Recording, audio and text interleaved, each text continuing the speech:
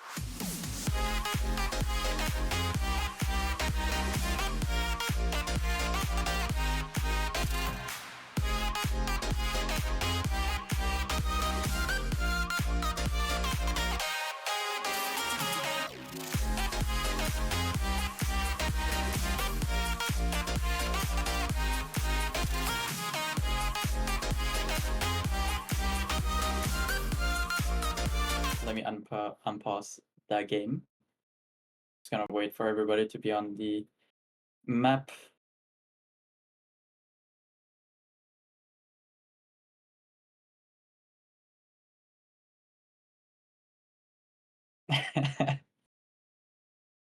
Is that a copyright strike? It's Whoa. No, Me it when is a your mom. copyright strike. I have a Wait, what copyright was claim it? right here in my pants, Hugh. What was it? Me when your girl.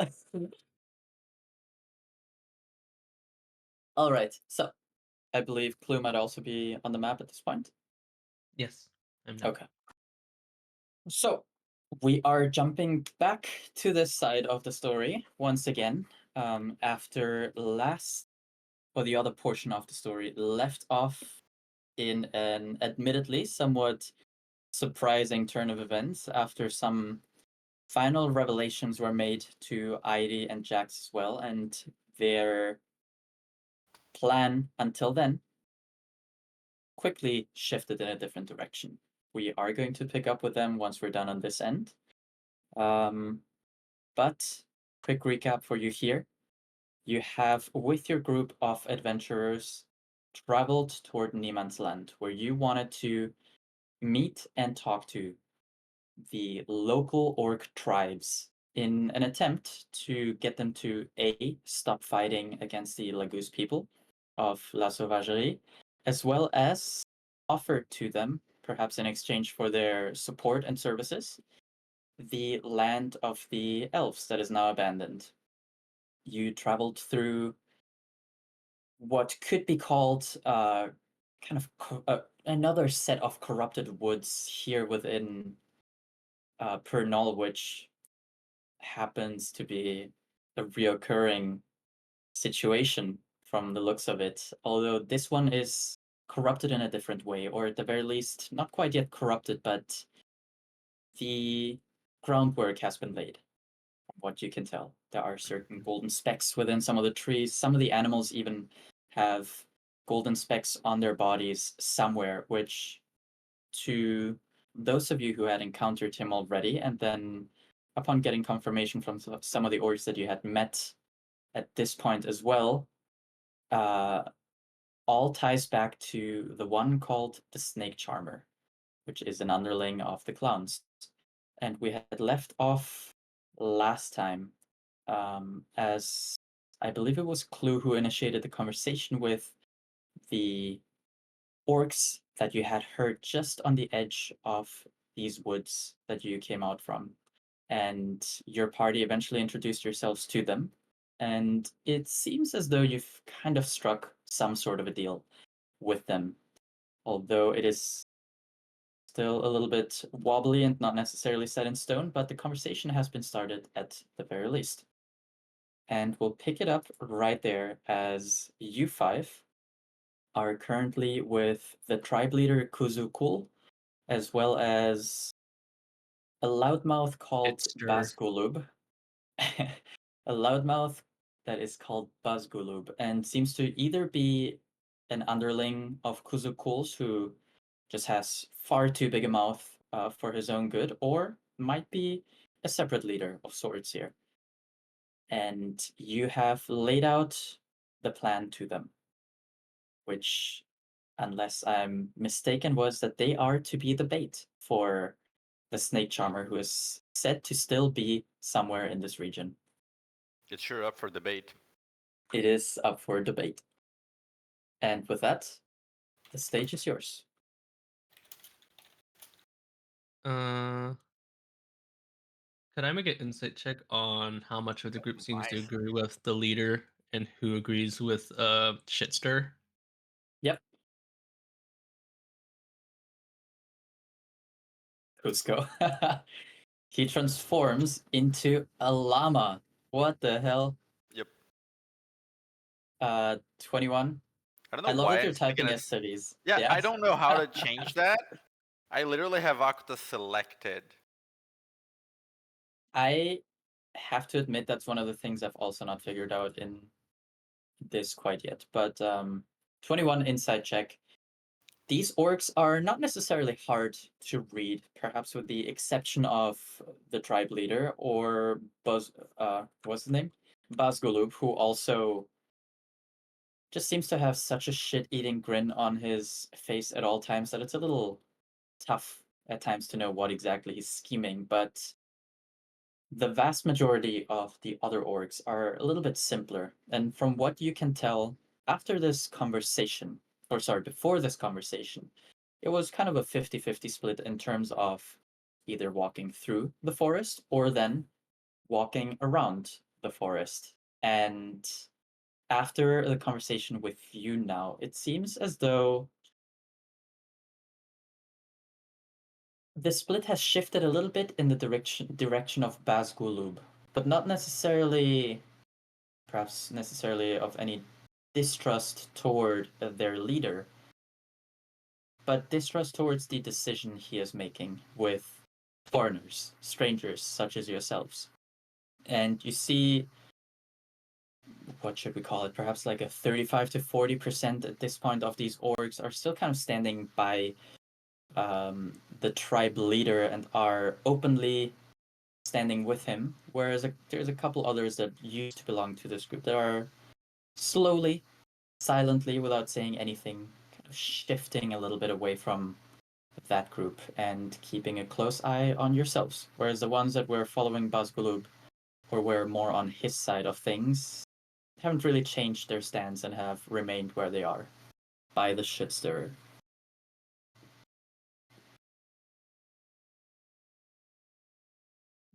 I'll look at the shit stir. Mm-hmm. Do you have any issues with this plan?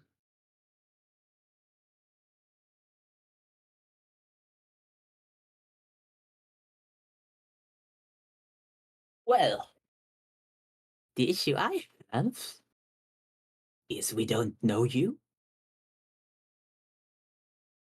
Our leader here, respect him much, And he kind of gives him a little bit of a fake bow in the direction of the tribe leader.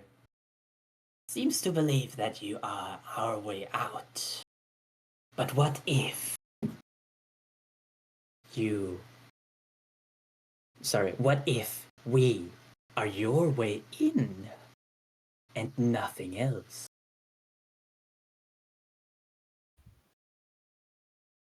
Do you know how many generals we've killed before we ran into you? Most of them. And Most who's of to that say that's Snake true? Charmer's contemporaries.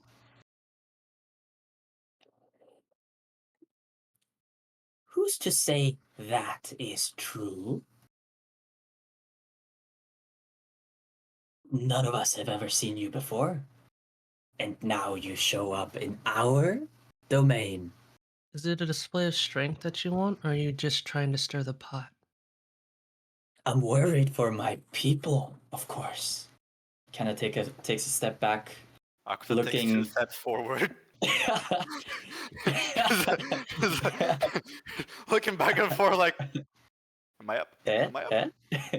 He takes a step back, not out of, and you see this clue, and anyone who not even necessarily particularly perceptive or insightful, but you notice that this step back is not out of fear, it is out of, he's pretending to be shocked that you would even suggest that there is anything else on his mind other than genuine worry for his people. Who knows if your plan is not going to get all of us killed here? What if you're with him? Oh, you think that's funny, huh? No, I think the idea that you think that you were ever a part of the plan to begin with. We were going to kill the Snake Charmer with or without you. You're just convenient. There is a nervous, that's not the right word, somewhat nervous, but also a somewhat perhaps annoyed shift within the vast majority of these orcs, as you call them, a convenience. And Bazgulub notices this and kind of takes that as an opportunity and says, Ah, so we're just convenient fodder for you to throw into the fangs of that snake charmer. No, not really. I'd just rather have. How to say? Faster. To Yeah, turn I'd rather not to chase around a cowardly snake. turns towards the little bitch. Who hides behind others to say what they really want to say. I'm Orc talking about the respect- snake charmer, of course. Orc respect strength. Maybe you keep quiet. If duo. I will have. How many orcs are there? There Oh. are about 2 dozen, 2 dozen? excluding the 2 leaders. 1 second, Malachi. I'm gonna have Clue make a persuasion check, and I'm gonna have Akuta make an intimidation check.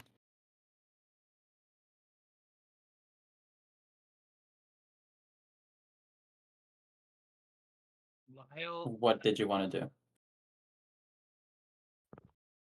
Wow, it's laggy today.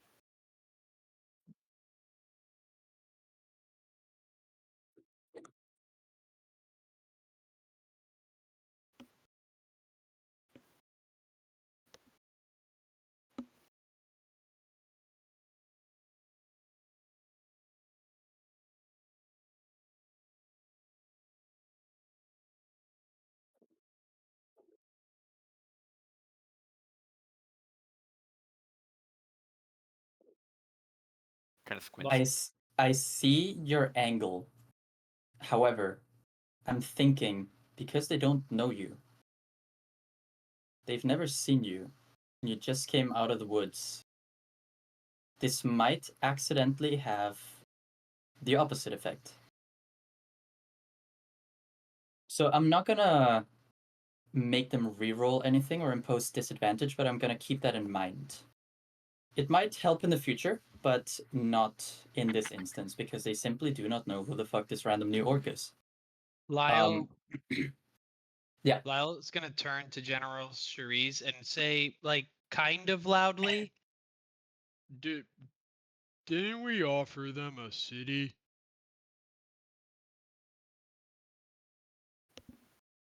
Yes, we did, dear Lyle, but it seems sometimes that is not even enough.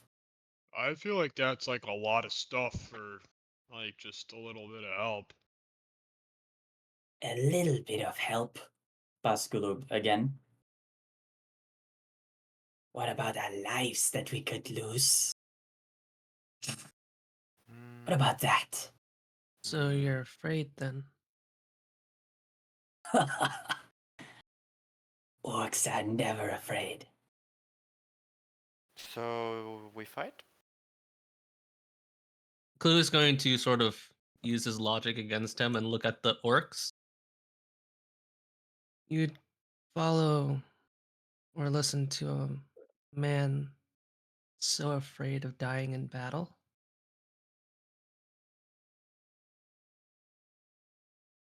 Talking about Baskulub to the others. Yeah. Hmm. Your leader here. He sees a chance to strike, and he's taking it. As a leader would. And you, so adamant. Are you afraid of us? If you're afraid of us, then I don't know what to do. You're afraid of the snake charmer, you're afraid of us. What aren't you afraid of? There's a lot of murmuring and shifting happening within this group of orcs now. And the tribe leader Kuzukul takes Cusco. this moment. Cusco takes this moment then to step up and slam his fist against his armor. We are orcs. We do not fear anyone. Bazkulub, you've said quite enough. Know your place and fall back.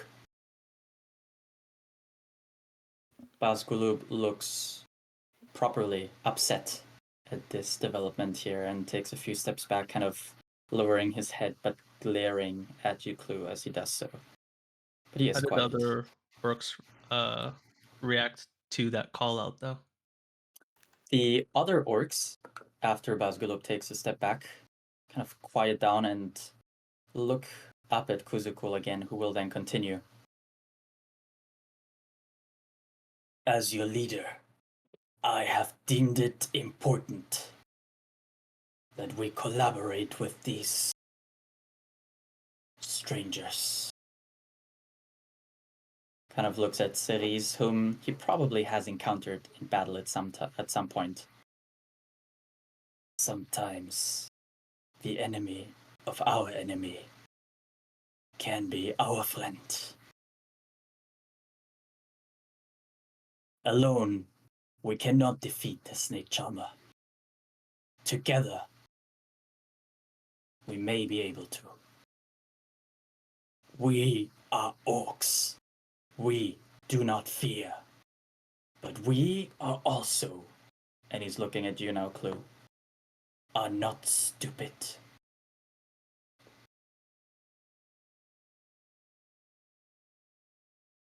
Who He'll smiles then- at that? Yeah. He then looks at the rest of your group, and Clue, you'll see that the rest of the orcs have kind of stuck their chins up a little bit, looking a little bit more encouraged once again by the words of their actual true leader. And Kuzukul continues. If we are to work together, what is the exact plan? The charmer is chasing you right now, yes? We don't know for certain. But if, then he must be coming from the northeast. From the northeast is where he always comes. That is where, Kind of looks up as if looking for the appropriate word. their camp is. At the very least, they have placed a sculpture of some new god there.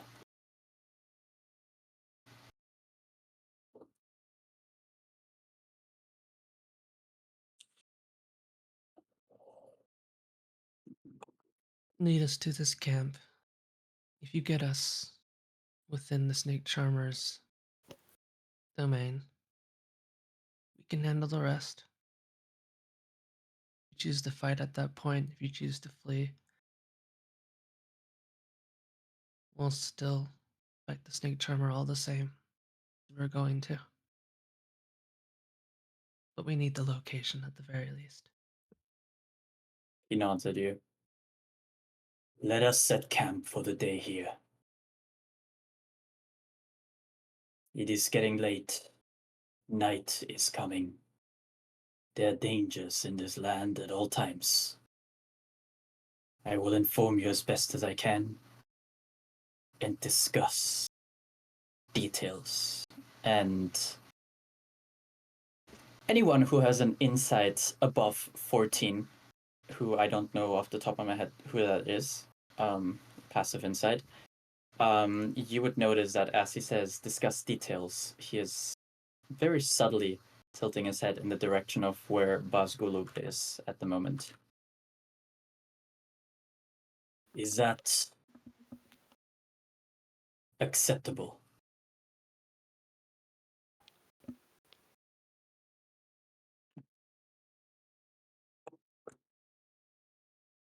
Sorry, what was that last part?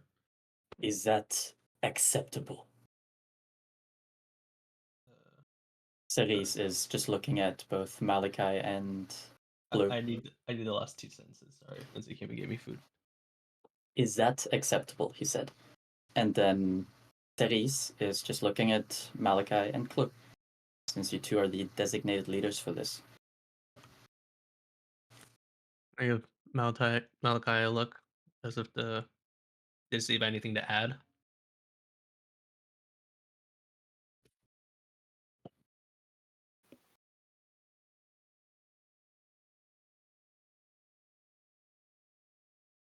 And at that, he'll turn back to the rest of the orcs and will start barking some orders at them.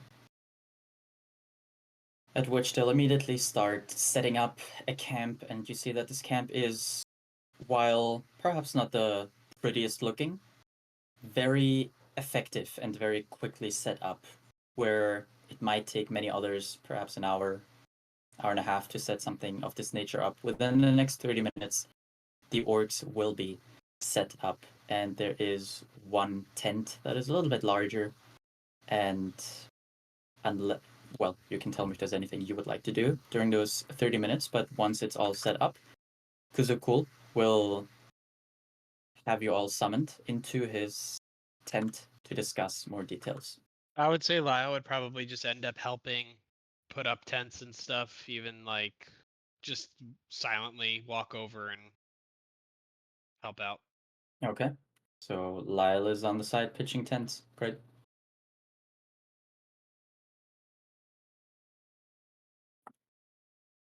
Anyone I think else? just in the 30 minutes, Clue is just going to return to his group and sigh.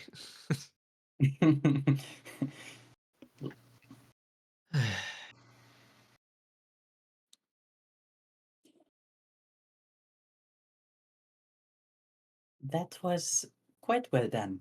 You used some of their own instincts and intuitions against them. Quite clever. Mm, Also, just a note to you, And she looks at Malachi. if you're going to appear as an orc, either show yourself immediately to them so that you are a familiar figure in some sort of way, or don't show yourself with their self-proclaimed enemies. You know? They could very easily simply consider you a traitor.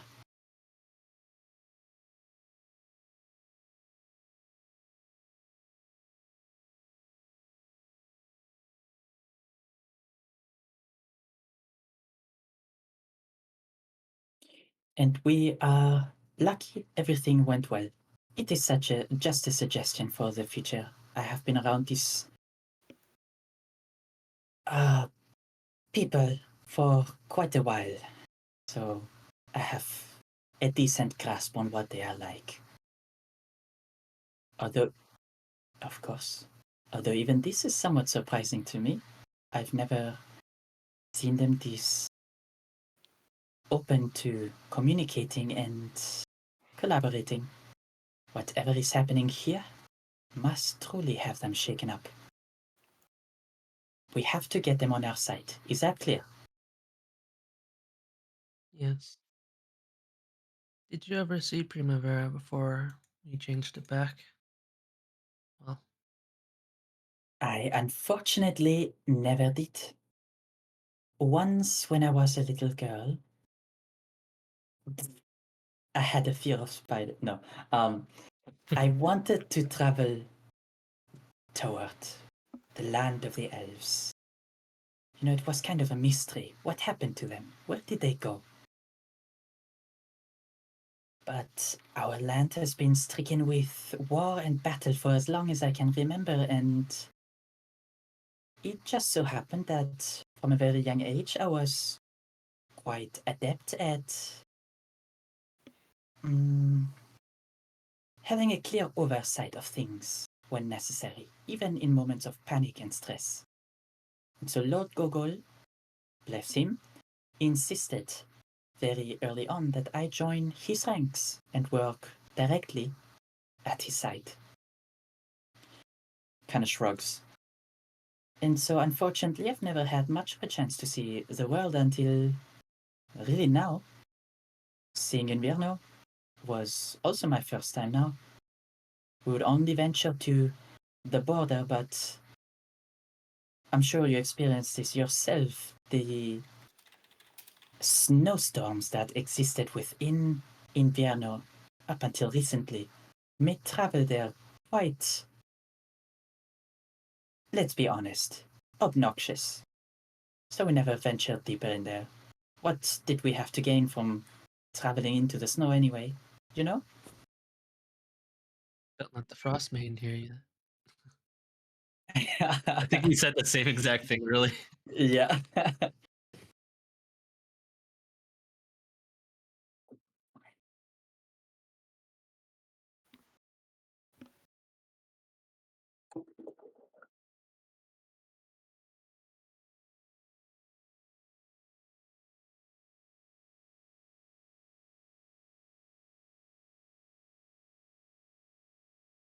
Of course. And I suppose that is part of the reason why so many people simply never went there. I'm sure you have heard the rumors at some point that Primavera was run over by monsters and creatures from elsewhere. So Yeah. most people here simply had no reason to even go there. Why risk your life for what really? To get to an uncertain location? An unsafe location? She shakes her head. It didn't seem worth the effort.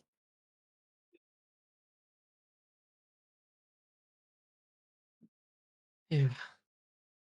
It was essentially a ghost town when we arrived. Everyone was turned to gold. Really a hint of life there. Well, except for Yeah. this guy. And he nudges Malachi. You were there as well. I've heard parts of your stories, of course, but I believe that detail may have escaped me.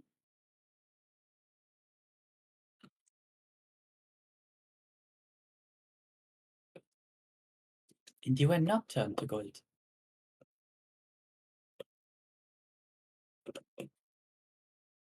Mm.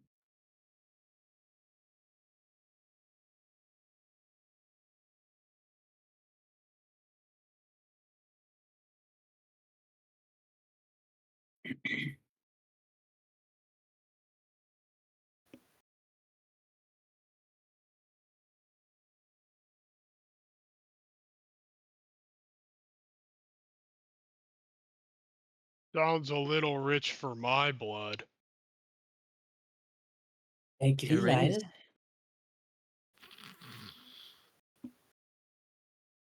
But as much as we want to prevent it, do we have. Oh, well, do you have any idea, really, what kind of timeline we're working with? Say we find the snake charmer and we are successful in eliminating him.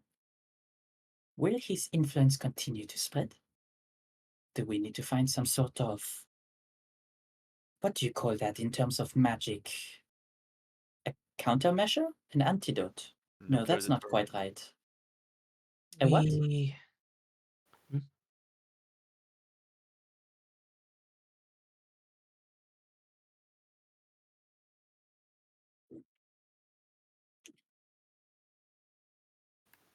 Well, we know it can be You. reverted at the very least. Yeah, you have had experience with it reverting. I would say you do not know whether killing him is enough to simply stop the process. That is an assumption you can make. And it could hold true, but there is nothing that quite points to that yet, since he's still alive, and so that has not been proven.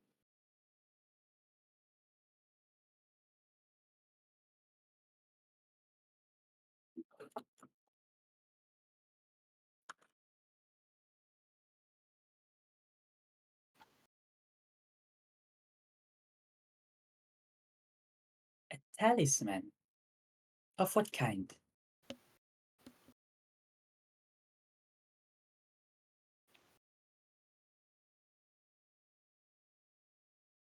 I see.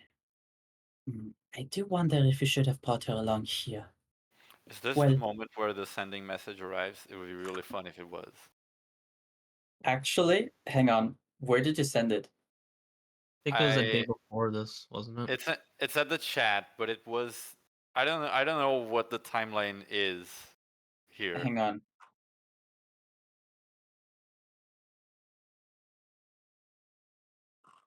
Yeah, we Hang- went there yeah, and then we spent a day on travel. And also we spent a day because just waiting for the king to have like time for an audience, I think. Yeah, hang on, hold up. Negotiations going well with the dwarves, however. Yeah, so this would be, it is currently IO the 19th for you guys. It is, we left off with it being the 21st over Okay, so there. it's 2 days from Yeah. now. 2 days from now, and then I'm not counting on this quite yet, but including the travel and everything, you would be arriving at the Devil's Lair on the 23rd, 22nd, 23rd. It's just So because it would still- be really fun if someone went like, we'll Yeah, have to yeah. consult Irie. By the way, she's about to fight the devil. Yeah. Speak of the devil, and she shall appear. Yeah, she shall fight. What did she say? She said, I do wonder if we should have brought her along here, but I suppose we had no idea really that the snake charmer would be potentially in these parts, huh?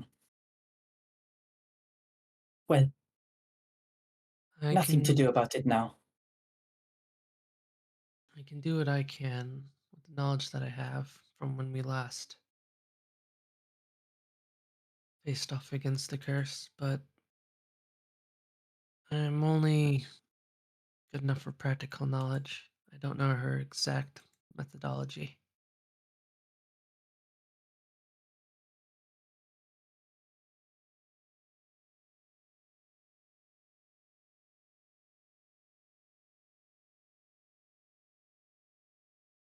That is a completely fair thought. And, of course, not to dismiss any kind of your expertise in the field, Mr. Clue, but why Mr.? Whatever.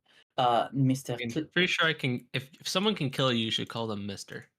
yeah, Mr. Clue, I'm not but sure. um, but I think it is probably sufficient for us to simply focus on our mission at the time, which is kill the guy and prevent it from spreading any further at the moment. And then once Mr. Irie is free, then Sure. she could help us as well, because she also can kill Ciri, so it's Mr. Oh, okay, Mister. Only for people. That was Miss. Nope. No, because Irie Gomez. Mister is for all killers. Yeah, all killers are Mr. Fern's little monkey. The biggest killer of them all. But it's about then that the tents of the orcs have been set up, and a random orc number 17, pulls up to your group, and he says, "The tribe leader is waiting for you. Follow me." He seems a little unnerved to be the one to have to walk you toward the tent, but he does so anyway. He's an orc. The leader has spoken, and so he must, lest he wants to find his head on a spike in the morning. And he'll walk you over to the tent. We'll open the flap and allow the five of you to step into the tent. And inside of this tent, there is truly barely anything. There is a bedroll that has seen better days, kind of rolled up still, lying in a corner, and the vast majority of this tent is simply empty space. There are several weapons on the ground by one of the tent's walls, and the tribe leader himself is just sat on the ground with a stick in his hand and is haha, I said that too fast. With a stick in his hand, and is currently drawing a few things into the dirt on the ground. And as he sees you step inside, he'll kind of look up at you and say, Take a seat. I'm sorry I have no chairs or anything else for anyone, but such is the traveling life. As Lyle's sitting, he's gonna say, Well, there's something to be admired of traveling so lightly. I don't think anything of it. This is wartime after all. Blue sits. Ceres sits.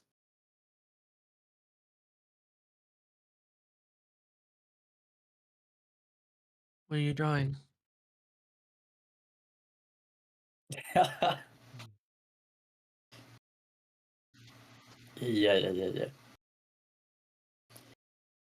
This is a map of what once was our domain. We have lost control over many of the parts of these areas here. Actually, I should just pull you over to the Pernol map. Give me 1 second while I do that. He is essentially drawing the region of Niemandsland. From the way the drawing displays, you're currently on the edge of these woods. There is a river that leads through all of this land. There's another section of trees that he will paint onto the ground here, and he will stop his drawing somewhere on the edge to La Sauvagerie, perhaps uninterested in it or simply doesn't quite consider it under their control yet, which Cerise will appreciate that he has that kind of respect or at least awareness of how far their influence spreads. And he will circle something that is near these woods here on the ground. Past the river is where the snake charmer has set up his camp. They have recently brought in. I'm not even sure what to call it, but it's a statue of some sort of creature. It is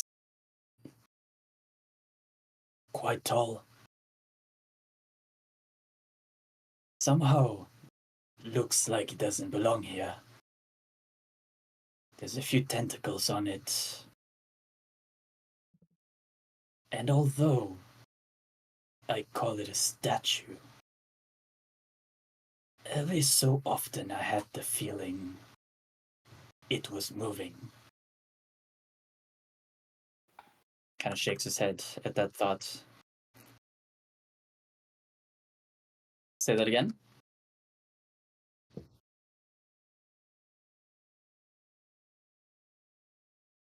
I don't know what this Rima is, but man,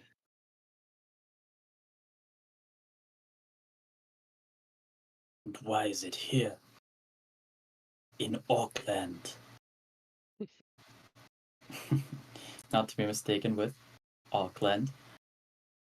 Auckland. Orcland, New Zealand. Our ultimate goal is to kill the king. King is the one that is quite adept at playing with those outer forces. Probably passed it along to his subordinates. Or picked them because they were good with it.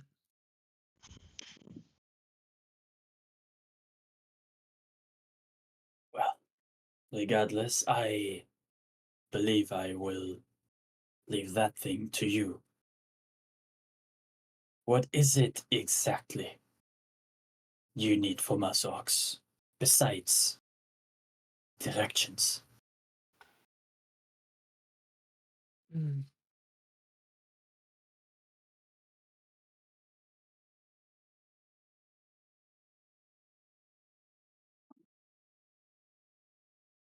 I'll be honest. Chasing I'm unsure if he was chasing us, but he always seems to know where we are. So we were making an effort to change that.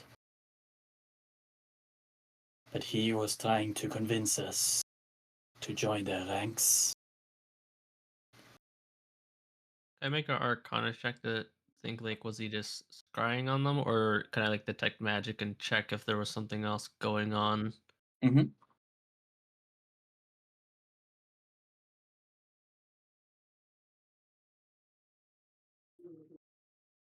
Gold creatures, yes, but it seems like they always know. I just want to figure out if it's beyond that or if there's something magically sort of tagged on them. Oh, I guess I'll cast see invisibility too to see if there's there a scrying sensor too. Okay, if you add that on.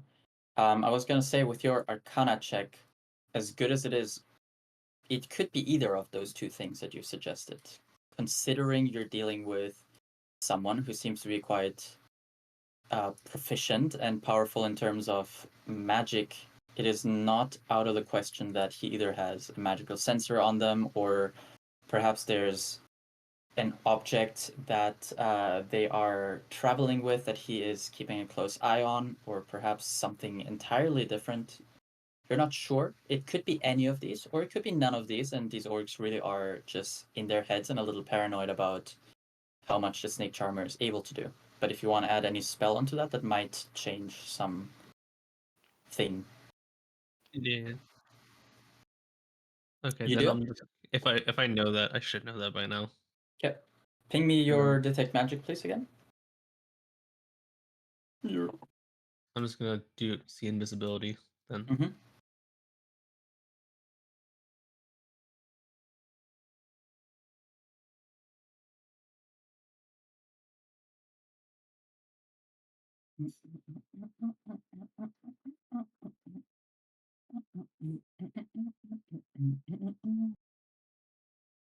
Okay. Printer. Hmm? Why do you sound like my printer? Why does your printer sound like him? I was following the music. Just does that like. I know the sound. So I'm gonna start from the bottom up because it's a little bit easier. You see invisibility, and you are perhaps relieved to see that there are no magical sensors active or anywhere around these orcs or yourself at the moment. So that thought, at least for the time being, can be shelved. Malachi, with your detect magic, though, immediately as you kind of have this wave of arcane energy emanate from you, of course, your companions will light up like beacons on New Year's, but Akta doesn't. Akuta doesn't actually. She has missed New Year's, but Yes, that is the only explanation. but even the Actually, her tribe brain lights leader, up magically. but even the tribe leader Kuzukul seems to shine magically. Although it's not an item on his body, it's nothing like that. He himself seems to be emanating an arcane aura, but it's not as bright as you would expect it from a magical creature. Give me an Arcana check.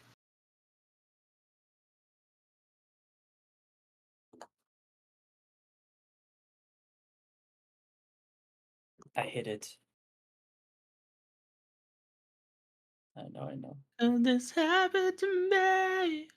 I made my mistakes. We're gonna get strike cause we're singing too good. It's not the kind of aura that you would expect from a magical creature, but instead, as you look a little bit more closely, you seem to get the impression that he is shining from within, if that makes sense. He swallowed a magical item. Swallow me, gobble me, dance out of me. He ate. He ate that.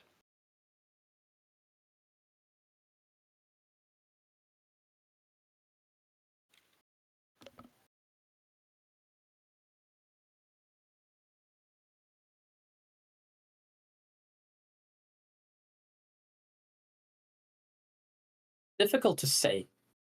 Difficult to say. It doesn't quite feel like he's turning to gold. You in fact see no gold on him in the slightest, but there certainly is something from within him that is giving off this little bit of dim arcane light.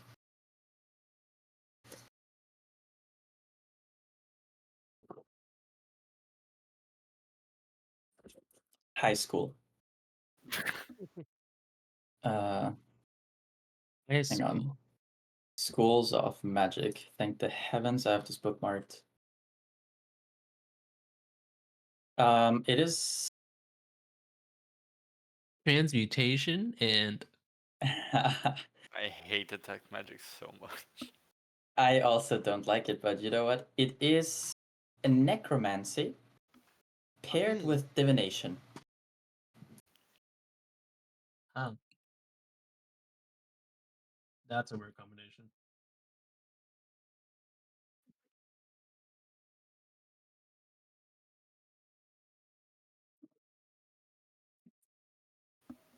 You want to poke your head outside the tent? Correct.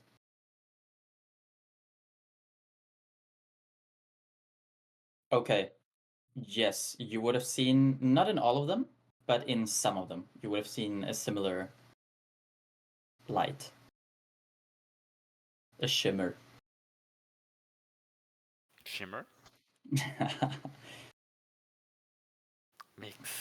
swirl, mix.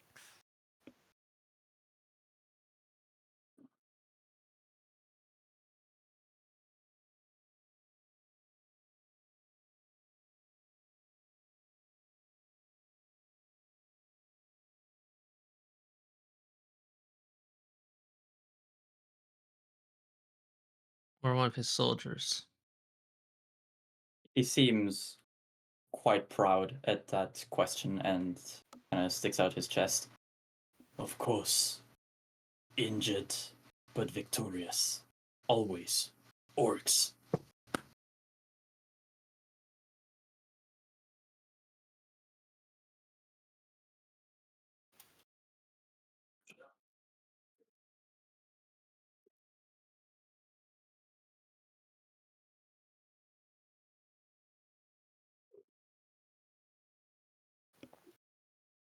So does that mean he just always knows where we are?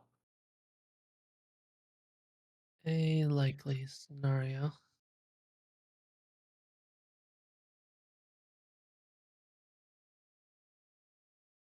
Fuck. What do we do?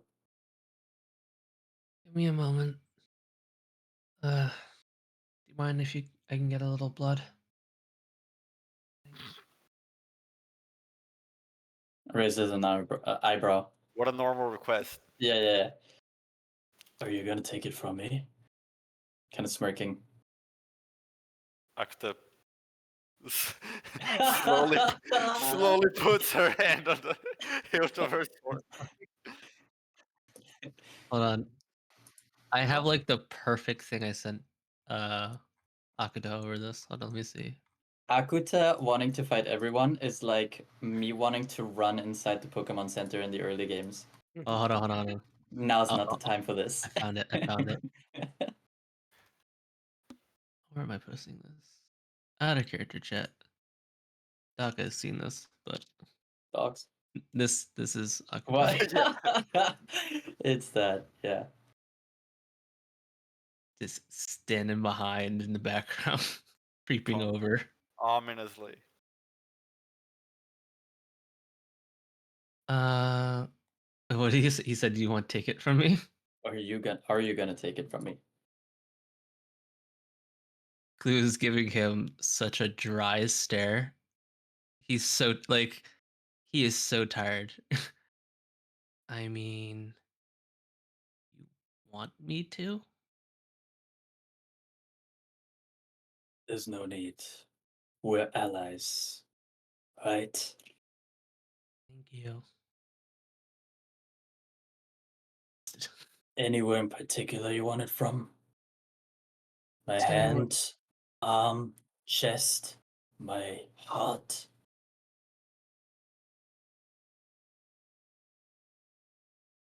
No.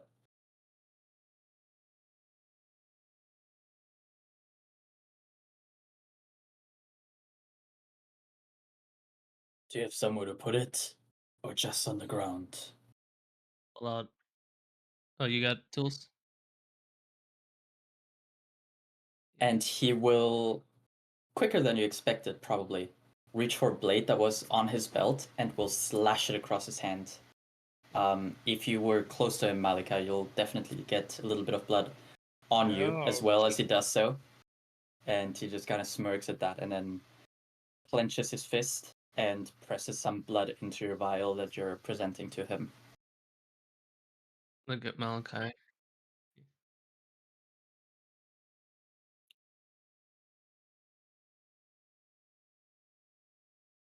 Mm-hmm.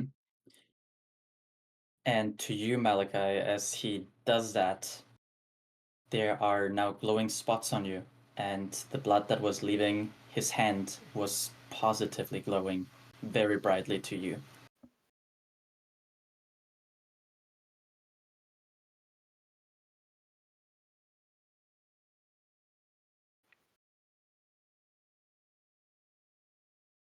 Carefully, Mm-hmm. Lyle would take a piece of cloth, like even if he has to rip it from his own clothing, and basically hold it out, stretched between his two hands to wrap the orc leader's hand. He just He flinches. he shakes his hand. No need for that. One more scar. What's that gonna do? I've already ripped it, so you might as well use it. Fair. All right. And he grabs it and wraps it around his forehead like a bandana. I'll take it. They won't see me coming. You're all comedians. Who says while looking through the vial? What are you looking for here? I'm gonna. So we have alchemical supplies. I want to find out if I can get rid of this alchemically. Okay. Essentially, if they have it running through their blood, I want to, because we have a shit ton of greater restorations. I want to see if I can just sort of stream, if I can if I can just mainline those. If I think it would be able to sort of purge out whatever's going through there, or if it would be more a hands-on, in-depth sort of process. Okay. Let me just look up real quick. Raider restoration. Beta restoration.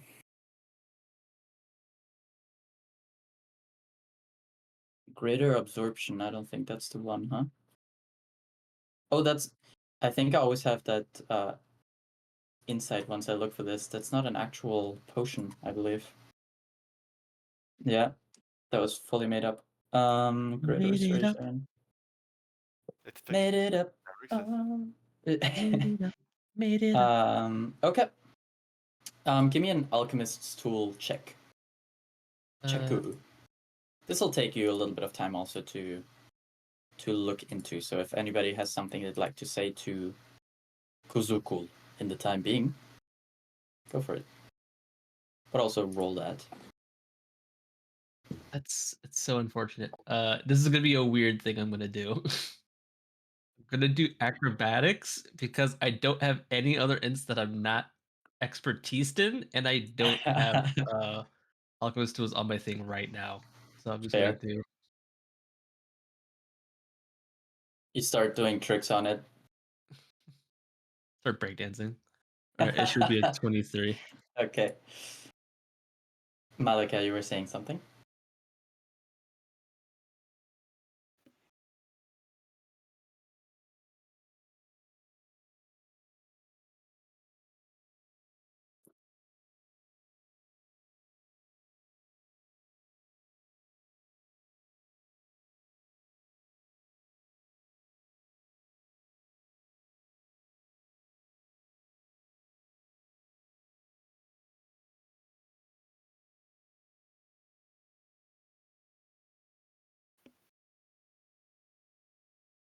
There are many of them, and few of us.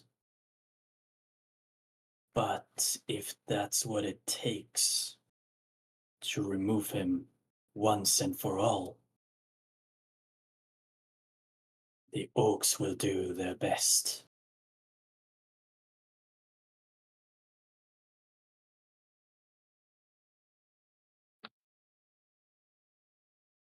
Cerise.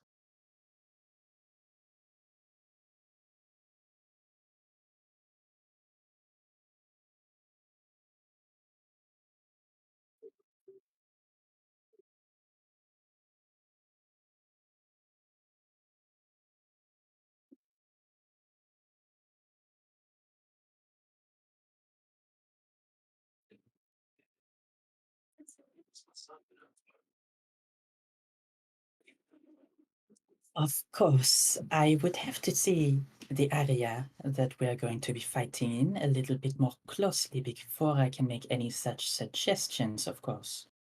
But I believe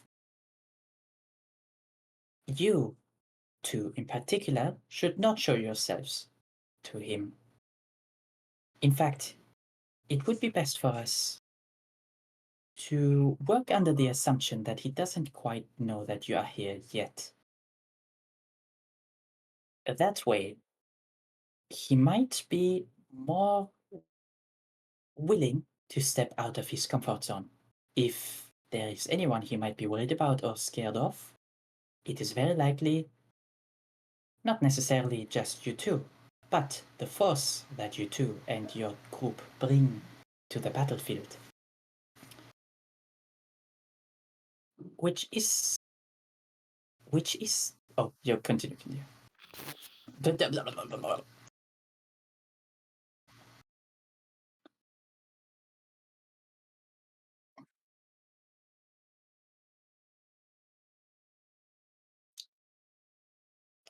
And we are also working then under the assumption that he is at all times looking through these. What should we call them? Golden minions of his. I am not a magic user myself, but that seems quite draining to do. Is that something that Mr. Irie can do at all times?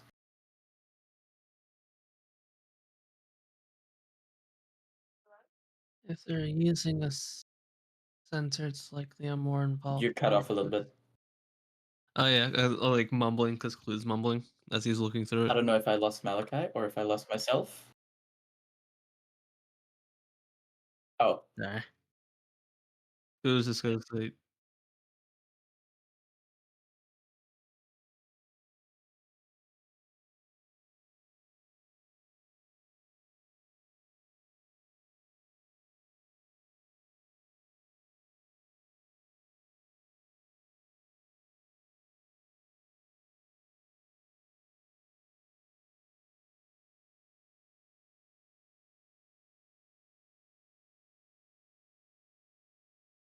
I heard what you said. Give me 1 second just to leave and reconnect to the call. Discord is having diarrhea. ew. They failed, and so will you.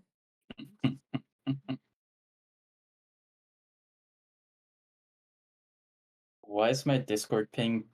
Okay, now it's fine. Let's go say We're back. We're who's so back. hosting the call. Wasn't me. It is Lyle. Lyle is the call host. You said that it might be worth considering that he can always do it or something along those lines? Okay. Mm-hmm.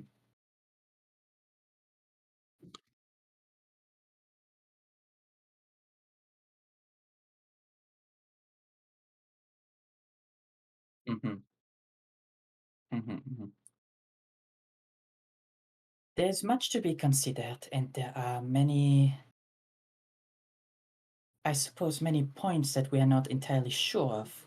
So I hope you understand how it can become a little difficult to really come up with a plan in the moment, but I still believe it might be important for you to be the last to show themselves.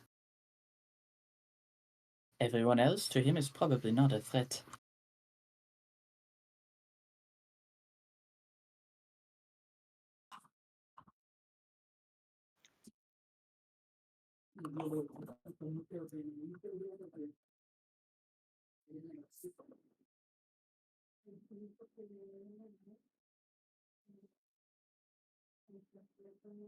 Who's in Orcs? In Newman's Land. Well, the Lagoos are not truly with the orcs quite yet, except for us. And Lyle and I should probably stay back as well. Akuta probably as well. Tribe leader Kuzukul, as much as I don't want to make this kind of suggestion, it might be safest for you and your group to be the first to face him. And there will, of course, have to be mutual trust, and we all will have to hold each other accountable. Once the orcs face the snake charmer, we must immediately and swiftly move into position. They are to be, I apologize, the bait that draws out our target, I suppose.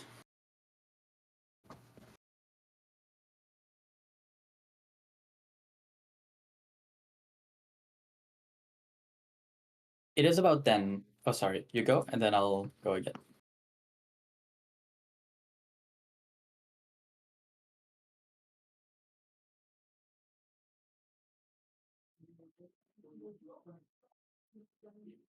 Mm.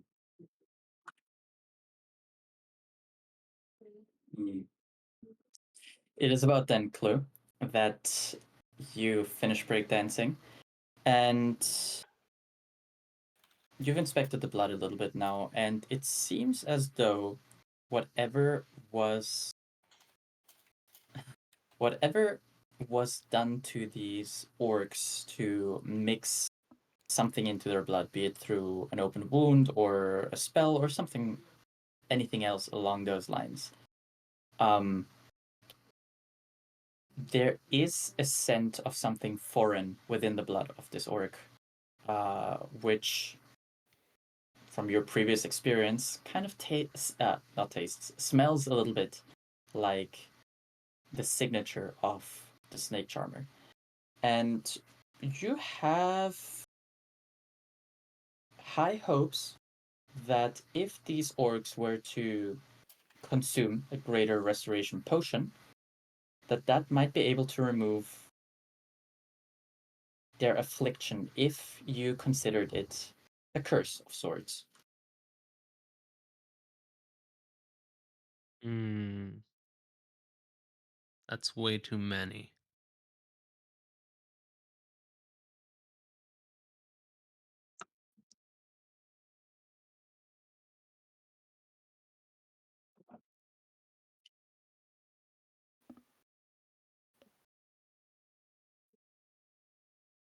That is true. It'd be more disturbing to the snake charmer if you all suddenly lost this connection. Little does he know that you're completely aware and will be the ones to spring the trap on him. I overheard the plan. Have you been using your real name, Malachi? Or am I supposed to call you Aiden right now?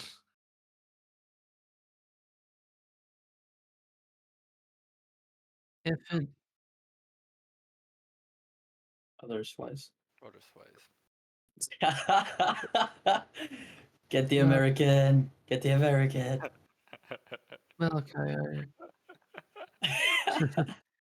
Malachi, are you able to disguise yourself frequently? and look to the leader. If it is necessary, though, I worry that the snake charmer could see through a disguise. As a way of trust, I'd be willing to disguise myself and head in with you all, or Malachi, if he saw it fit. Can you disguise yourself non-magically? Yeah, exactly.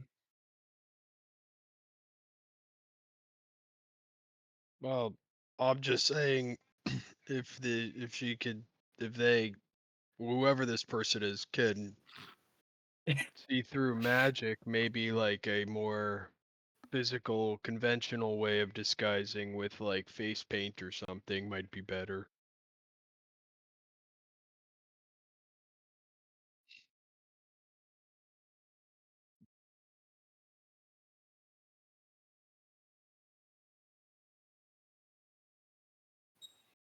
Oh. That's a little more You- advanced than what I can do. You don't smell like us.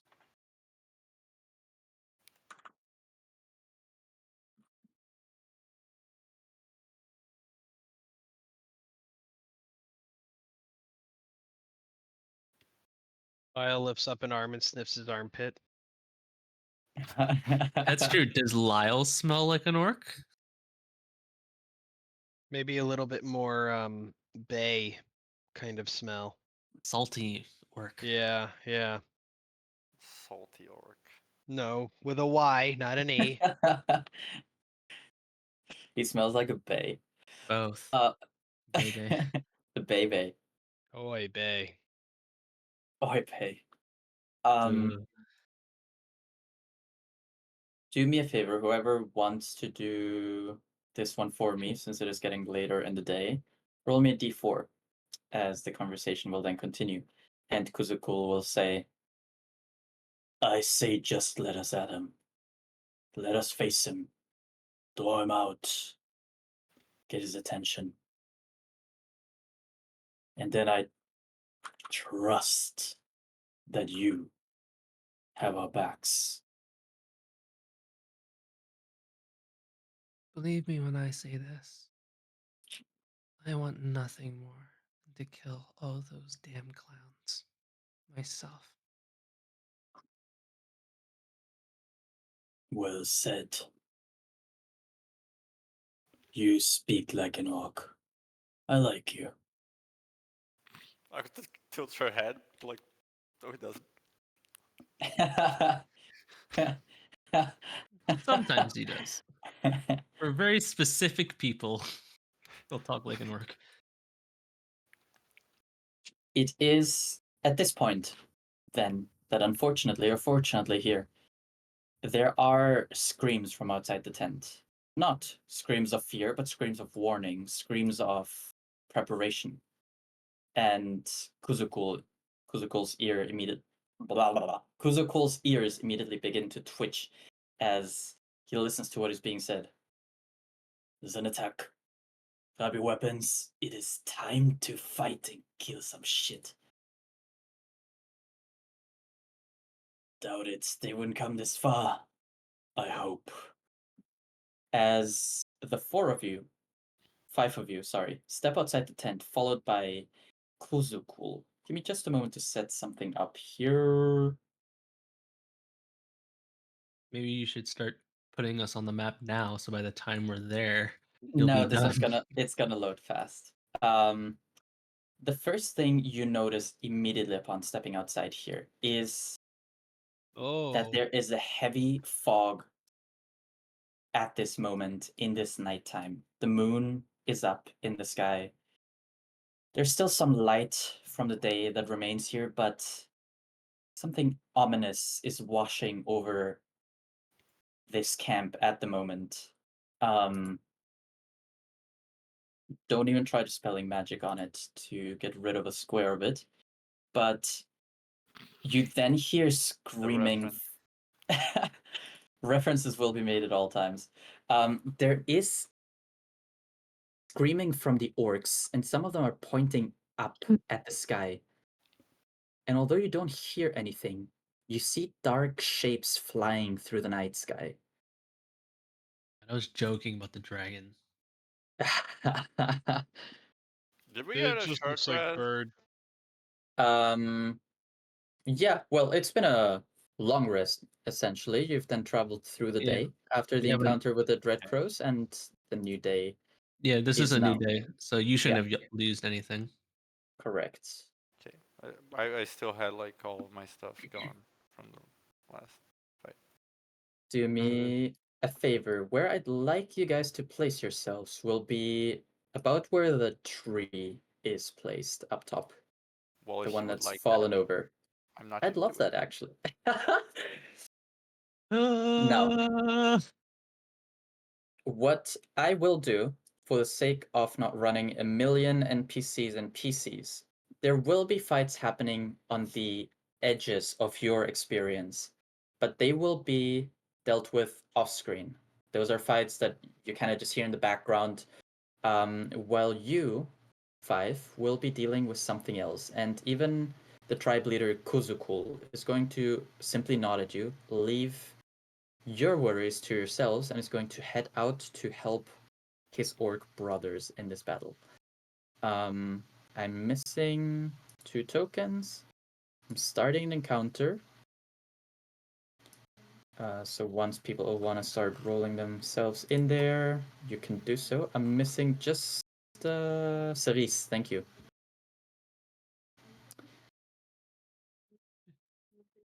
Now,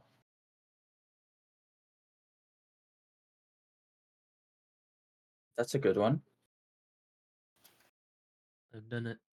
I'm just gonna wait for you guys to roll yourselves in before I continue. A little laggy for me today. Oh, we're already rolling initiative. Jeez. Yeah. Screams. He rolled a 4 in the thing. Ooh, where's the thing? There it is. God, how do I end concentration on a thing? No. Okay.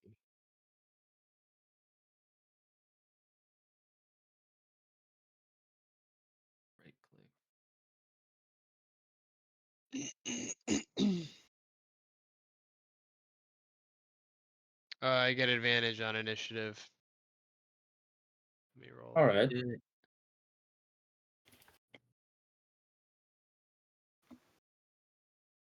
I didn't realize I was looking for it in the features like while this was happening, and then he goes like, "I'll have you guys roll yourself in." I was like, "Fuck." Dogs. Huh? Who? What? um. All the docs. It don't let me do. Oh, I was waiting for Cerise's initiative. Like that was not my responsibility. Sorry.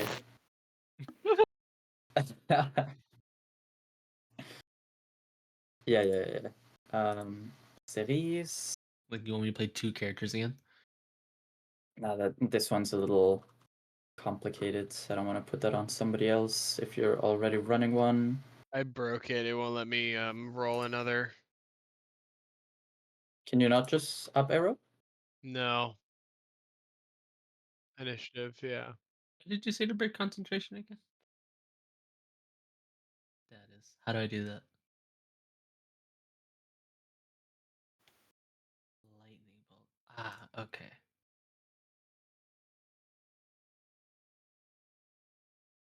There we go. Okay. 19.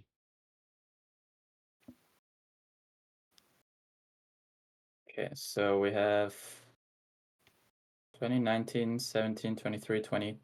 Why is it like this? How do I go to the top of the... Oh, I guess it just... I see, okay.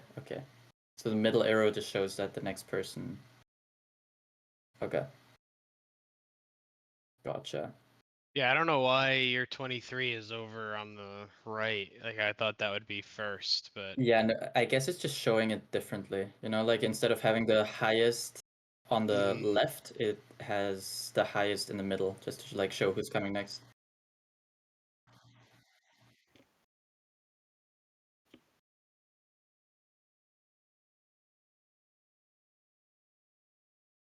Yeah. So for those of you with a passive perception of 16 or higher, of course, you had seen a couple, all of you had seen a couple dark shades flying through the night sky. But what is particularly interesting here is that you hear nothing as these creatures are flying. Now, who has 16 or higher? I know Clue does. I Oh, thought you that have was to a say it. result, and I was like, oh, if you have 16 or higher, you hear nothing.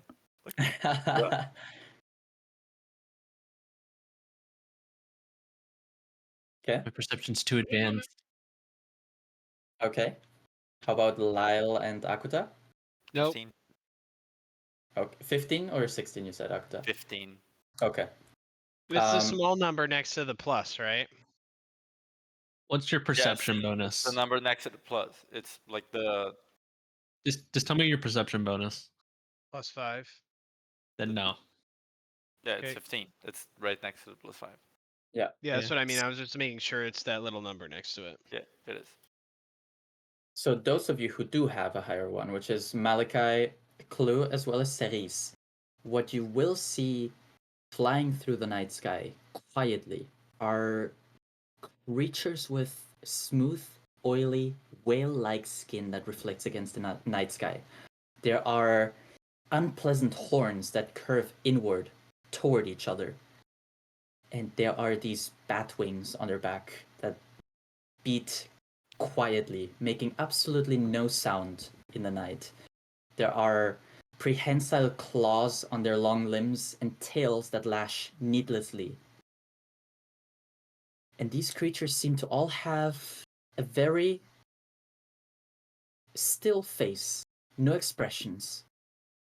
They're flying quietly overhead until one of them decides to descend toward you. Let me pull it onto the map. And regardless of initiative, this creature is going to make an attempt at anyone under 20 initiative. So my two targets are just Lyle and Malachi. Okay. Somebody roll me one more d4, please. And then somebody a d2. Or d20. Just roll a d20. Those are fun to roll.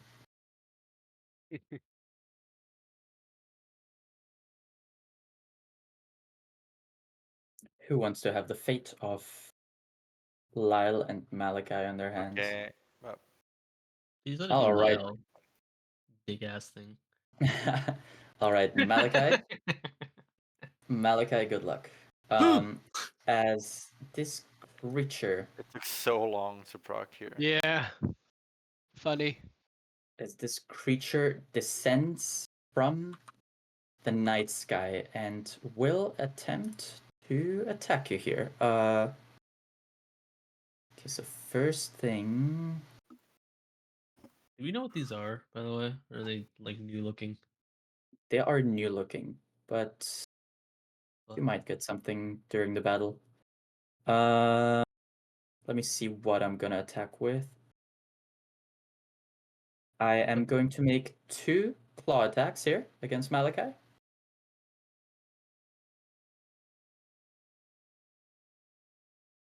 Okay.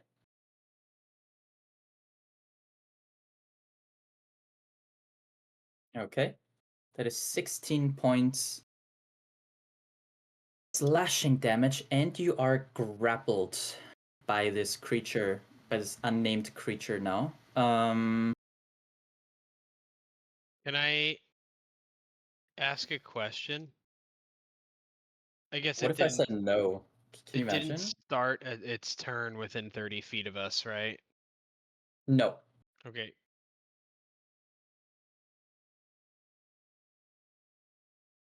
Never mind then. Stepped away after Okay. getting hit, came back. Yeah. I was looking at that too. It then is going to whip its tail at Lyle. Wow. Okay. Good stuff. Lyle, perhaps you don't even notice it, but your shell is currently facing it, and so it smashes against your shell, but you just kind of turn to look at it as it doesn't really have an effect on you. And then with Malachi in its grasp, it is going to take off back into the night sky, about 20, 30 feet up. Wee-hee-hee. Okay, let me give it. Let's do 20 Oh feet up shit, in the sky. that's it? Whoa! I didn't even notice that it was there. Yeah. Yeah. I was like, what the fuck is that thing? It's like Its a butt head face. looks a little sus. It looks like an anus face, man. Let's just say it. Maybe its name is Richard. Actually, Ri- no. His I Okay. get head it. looks like a dick, and its face looks like an ass. This is the worst That's combination I could have a ever asked. 9 on initiative. There is a second one of these creatures that is still flying overhead in the darkness, about 60 feet up in the sky.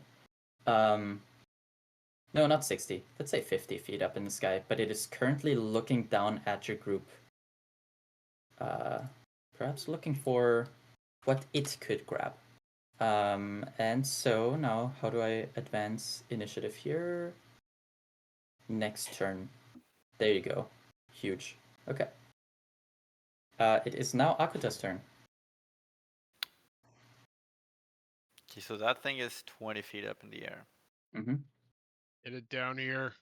The other is 60 feet. yeah. Hang on, some random server I'm in is currently getting fucking, what is it called? Rated? Yeah. And I've gotten like 25 notifications in the last 2 minutes. That's so Oof. much fun. Anyway,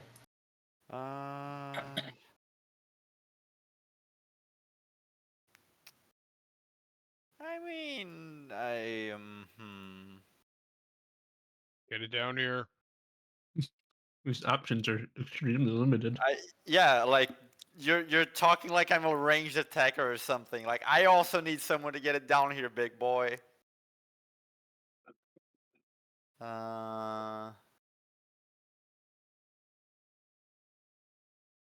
Ooh. No. No Ooh, thanks. no. I don't know if it's like metagaming, so I don't want to say anything.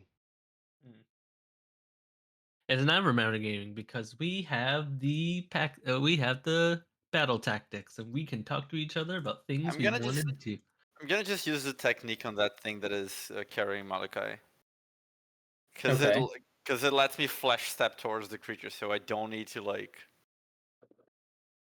do anything else. I can just go to where it is and strike it.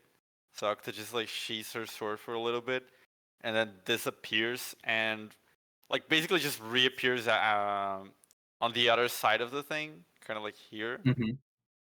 across from it, and like all of these slashes start sprouting on its body. Let me go for my attacks.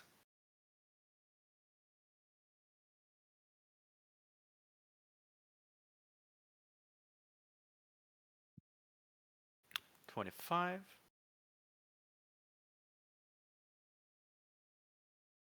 Oh, I should have selected it. Where is this thing? No, no. Target here. Yes. Okay. Anyway,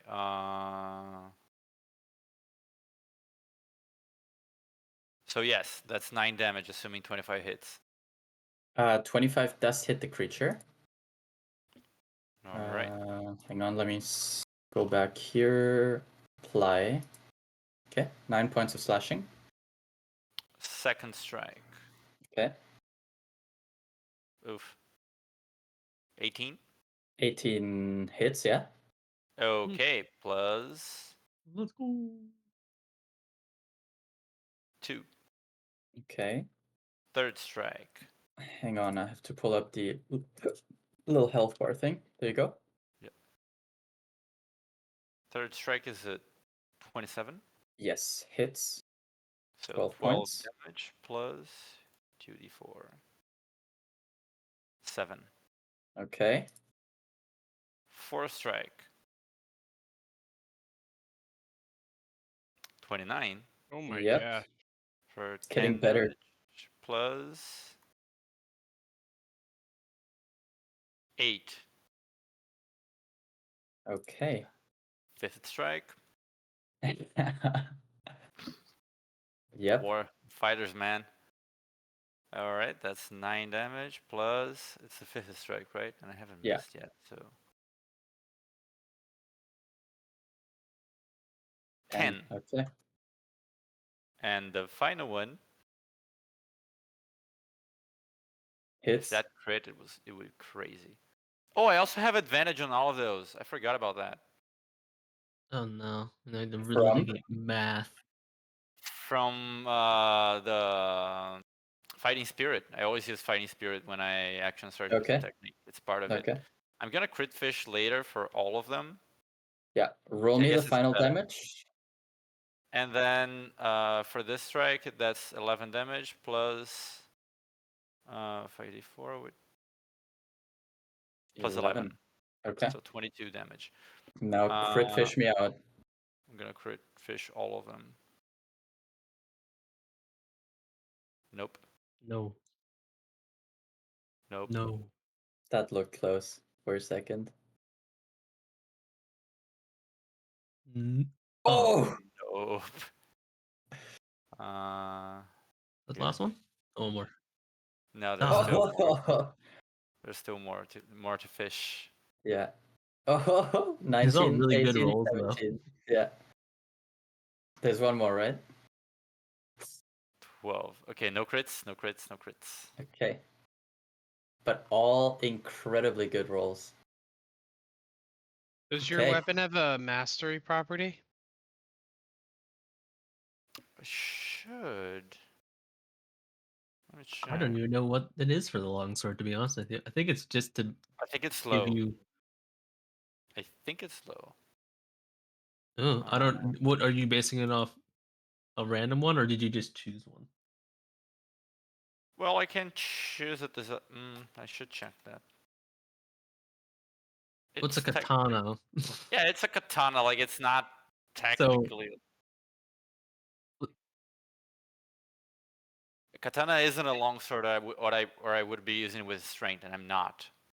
yeah, I was It's gonna also say, not a like, rapier because it deals slashing damage. Because it was stupid to reflavor a katana as a rapier.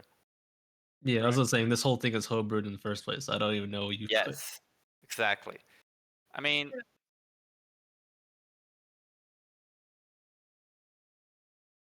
D8. It says a D6. It says a D6. Yes. Why is it a D6? Why are you asking us? Supposed to be a D8. Well, I'm gonna fix that later. Damn. That might have made the difference, huh? It probably would have because it's like a. Well, No, I mean it's a difference between of like 1 damage per one. yeah, Like, it's one average damage per attack, so it would be like 6 more damage total.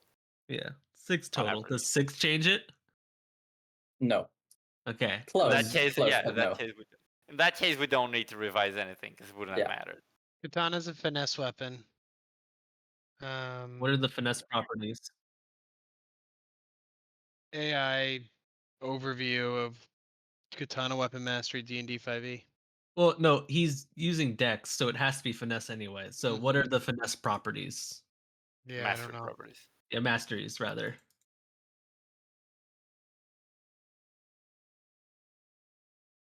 And just choose one, I guess. One sec. Longsword is sap. Yeah. Short sword is. It would be better to use a scimitar, not a short sword, because Yeah, short sword is like a stabbing weapon. But I I was don't just think gonna you say, should. I don't think you should take Nick because it says you get to make an additional attack against a Yeah, creature if the first attack yeah. I'm is also made. not gonna take. I mean, I have a homebrew for katanas. I'm just gonna look at it and wait, so wait. I'm just gonna All look this. at it and clear it out if it's okay. Because I'm Well, not I'm gonna. just I'm not just curious. gonna barge in with my homebrew and assume it's all right to use. But I I do mean, you have already it. have a katana.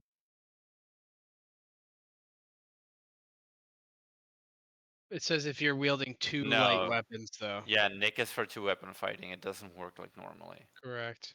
Yeah, it's for a Luna and a Luna only. Yes. Off the light property. Yes. That's why I It's said just look at finesse and whatever you want. would I just was just whatever trying to choose it. see if there was anything that would impose movement on the thing, which that's not what's happening. So Okay. Oh, I see what's going on. Okay. Can we use slow for the mastery property? What? that fine? How's its movement? It's 10 Reduces feet by less. It 10? reduces Yeah. by 10 feet, and it Okay. doesn't stack. Yeah, the Okay. whip does that. Yep, that's fine with me. All right.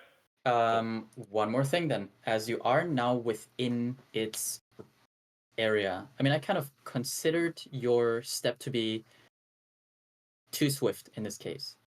You came up to it almost like a teleportation, slashed at it fiercely several times, and now that you have a moment after your final strike, you are still close enough to it that it turns its blank face to you, and I will need you to make a wisdom saving throw as you're looking at truly nothing.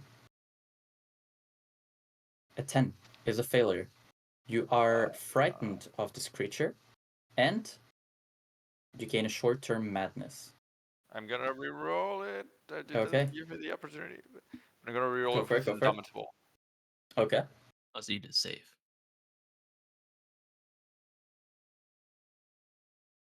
Okay, so that is 26.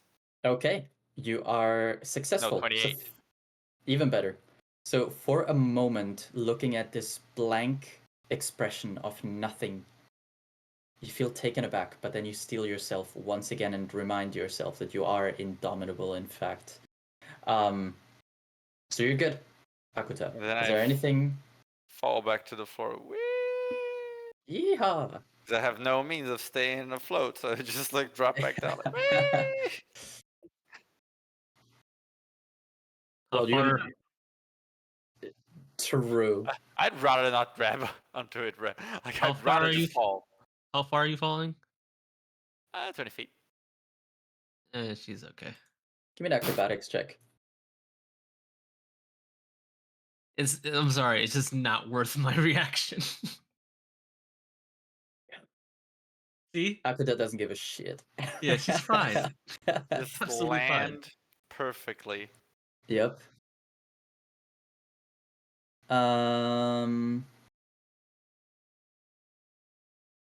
Okay. I kind of like to think about it as like PNG. Akuta was in a like pose and then did not move and landed directly like just legs like as they were, does not even jiggle a little bit. Just Let me think. It is then going to be Cerise's turn. I believe what she will do is hang on. I believe it's going to be a rallying mark. Yeah, let me just double check. Unbelievable. oh, you gotta take back all your doxes. Yeah. Take it back.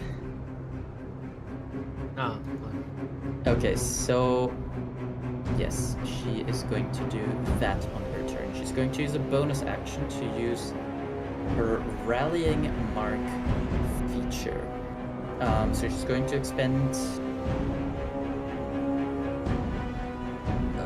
She's going to expend 2 leadership dice here, and is going to rally all of you to attack this hostile creature that is holding.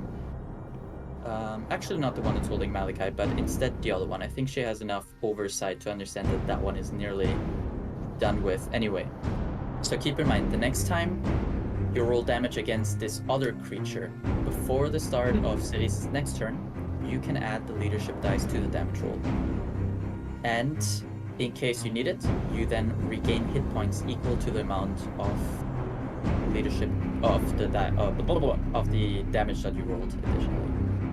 And in addition to that, if you regain health points in that way, she will then be able to do another little thing, but we'll get to that once we get to it. And she is going to use, otherwise, is going to jump toward the creature that is holding Malachi, and she will have to make a wisdom saving throw to see. wisdom save. Also not afraid of this creature, and she's going to go for a jump kick. It's going to be a +9 to hit. Hits, and the damage is going to be 3d6 +5 bludgeoning.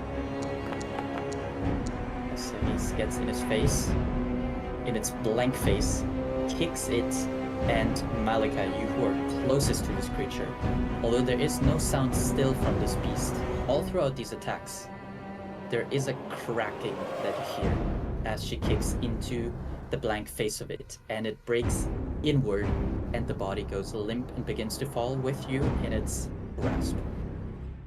We'll get to that once it's your turn, but until then, it is going to be Clue's turn. That thing is 60 feet up. This one's 50 down here. Okay. That felt like a taunt, I can't lie. For your record, leadership dice are an additional d8 at the moment. She has expended 2. So Is that if for you hit damage or for tackle? it for damage. So if you hit it and land your strike, then you can roll an additional 2d8 to that. Did you advance the turn tracker? Yes. Yeah. Oh, okay. So Yeah.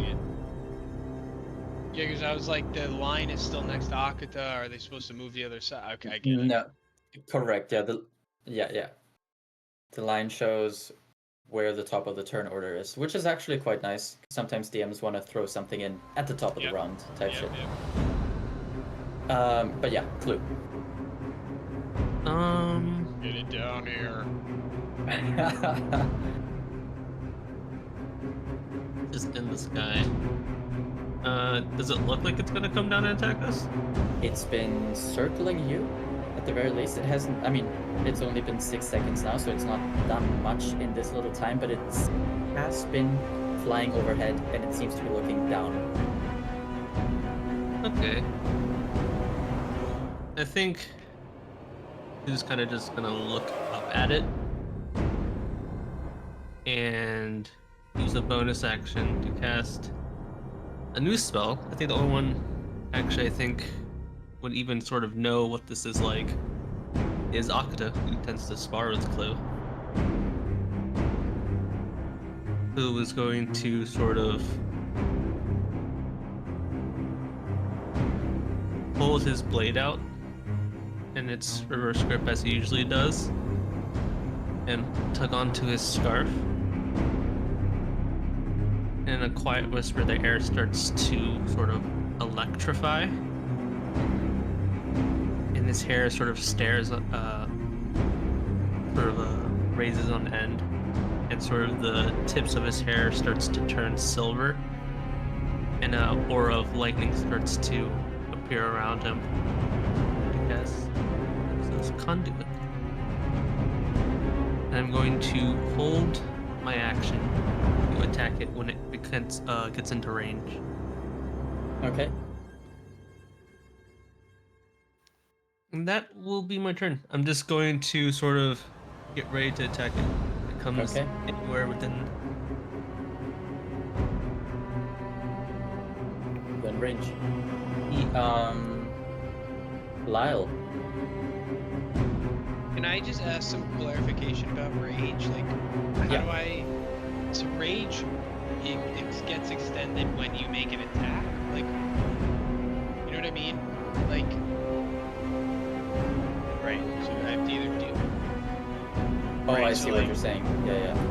Correct. Holding an action doesn't extend a rage, right? Like if I raged and then ended my turn without actually hitting something, it would be over.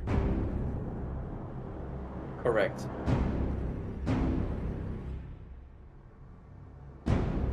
Okay, so I'm gonna bonus action rage just because I might as well. And then I'm gonna hold my attack for if this thing gets within 15 feet of me, because because I actually Okay. have a 15-foot melee range. Okay. Very cool. I love Barely that. That's so touches. cool. Yep. How do you add an aura?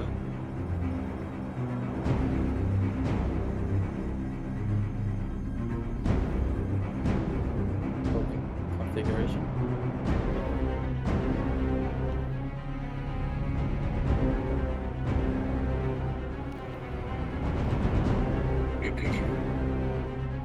Under identity. Oh, okay. Gotcha. Right. You can continue. All right. So Lyle is holding an action as well. Malachi, you are free falling.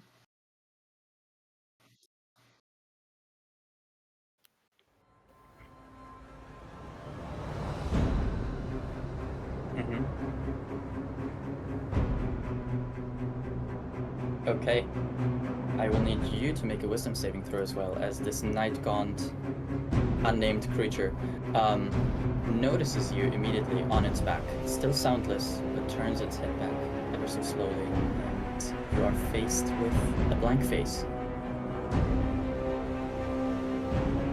All right.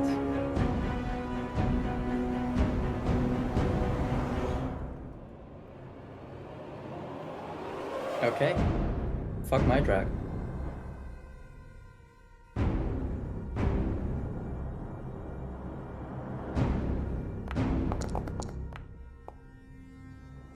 Uh, 19 hits, yeah.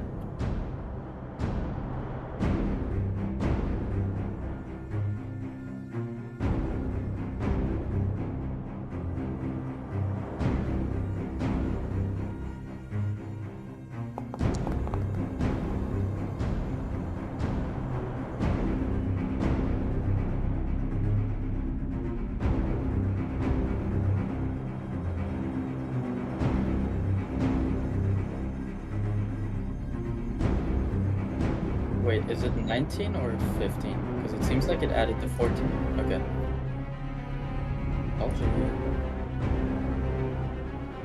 Right.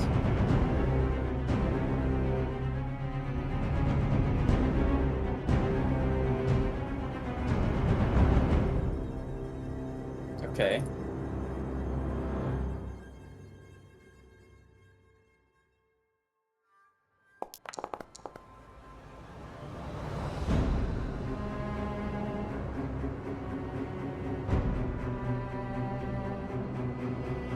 Okay. It has magic resistance, so it'll just make it normal. It's a wisdom save as well.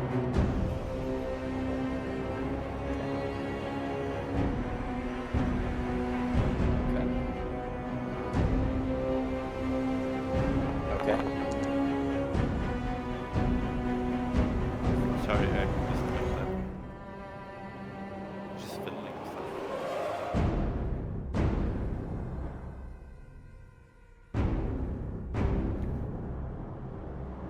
Okay. Maliaki.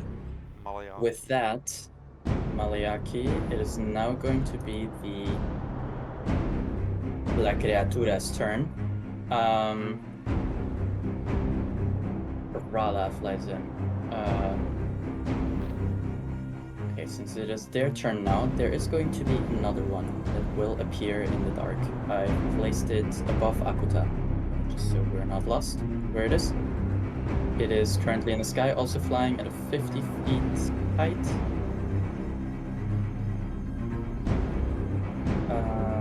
Okay, so the one that has you on its back right now, Malik, I'm gonna start with that one.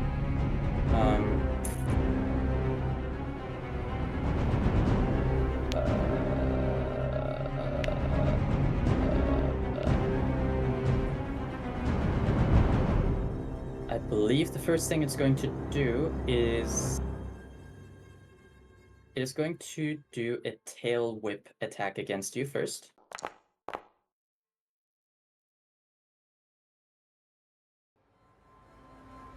That's its tail. It just kind of lashes back at you on its back. Yeah. If it was a claw or something, keeping that in mind, I think it would be difficult to reach that way. Okay, so 14 points of bludgeoning damage to you there.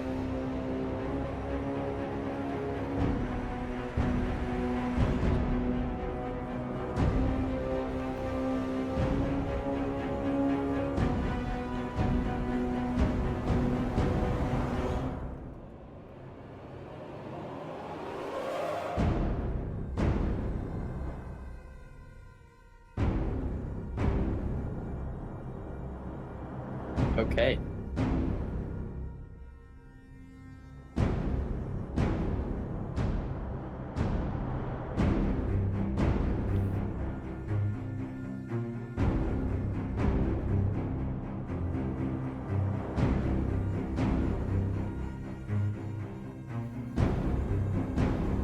Let's save from this creature.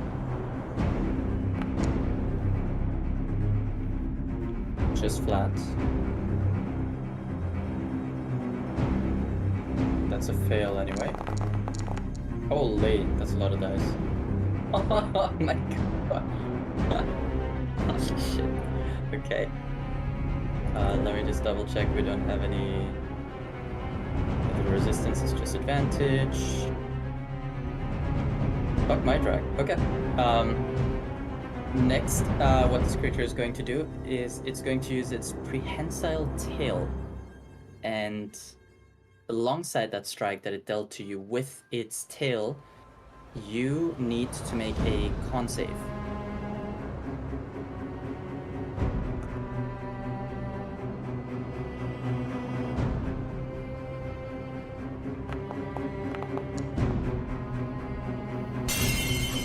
Okay. Once again, too good. So that doesn't work. It's going to use its final attack here, another tail whip against you. Okay, that should hit.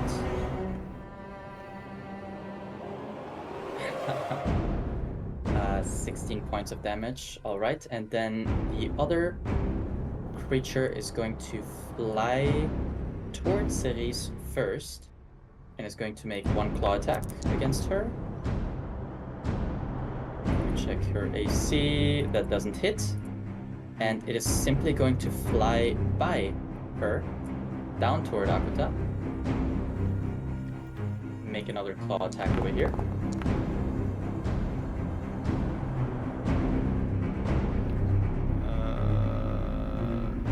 Is it in the process of flying, like, is it doing like, you know, swooping in and then flying back away? Yes. Is it also, does it also seem like to Akta like she won't be able to hit it due to perhaps flyby? It seems like Cerise didn't have an opportunity to hit it, perhaps because it flew too quickly or was difficult to see in the night.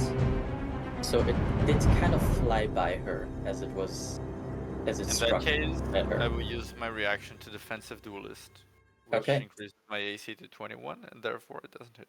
22. Okay, Oh no, perfect. 21. And its final move, it is going to pull after the second claw attack. It is going to prehensile tail on you, Akuta. So I need a con save from you as well.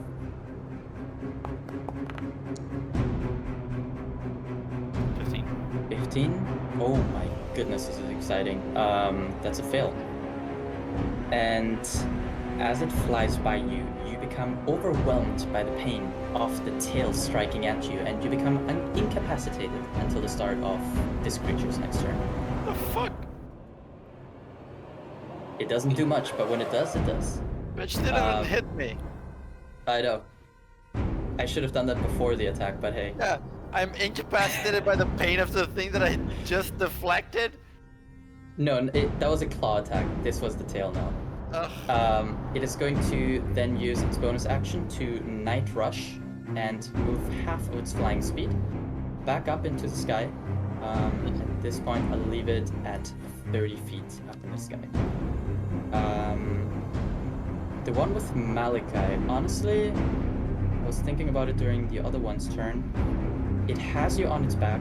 It is annoyed. It's going to try to spin mid-air because it's kind of descending a little bit, so it's going to go down to 40 feet It is going to try and shake you off. So I'm gonna make it an athletics check on this creature's part against probably your athletics to try and hold on to it.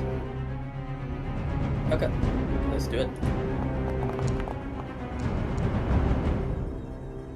Oh, Malachi. Malachi is falling. You're going to fall 40 feet. And remind me at the top of your turn.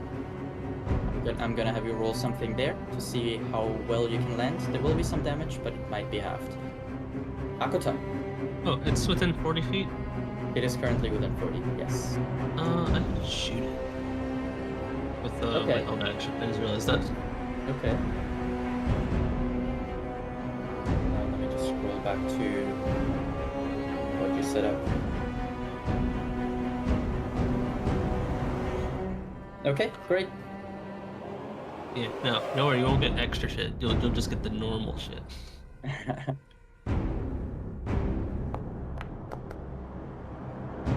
You're lucky. Yep. 28 This is hits. Wait, hold on, that was wrong. Okay, so that's 7 points of short bow damage. No, it should be more because his body was on him when Ali was there before he fell off. That is 66 extra. I mean, I guess that's Malachi fell off. It's no longer cool. extra 24. Total of 31. Yes. Okay. I was reading your feature. When you hit a target with a weapon attack, target takes an extra 1d6 lightning. Yeah, that was baked into the sneak die I just did. Okay. In that case, what is important to note here, this creature is vulnerable to lightning, as well Ha! as, which actually is a double whammy, it is vulnerable to piercing from ranged weapons. And so you will have the choice here, Clue. It is the top of the round, right? It is Akuta's turn, but you can either pull yourself to the top, or you can pull somebody else to a spot right behind you, whichever you prefer. I think actually I'll pull myself up to the top and Sorry, before you continue, Malika, you did attack the creature, right? You should have done an extra 2d8 damage from Cerese's rallying. What was it? Rallying. so did I actually then, right? It was just on the next attack. Okay. Rallying mark. There we go. Yeah, on that creature. Okay, so that's an additional 7 points of damage. You heal 7. And she can then give healing to somebody else. But no one else has been touched, so so that goes away. Okay, that's it. Sorry. Go continue. What did you want to do? Pull yourself to the top, or? Yeah, I'll pull myself to the top. Okay.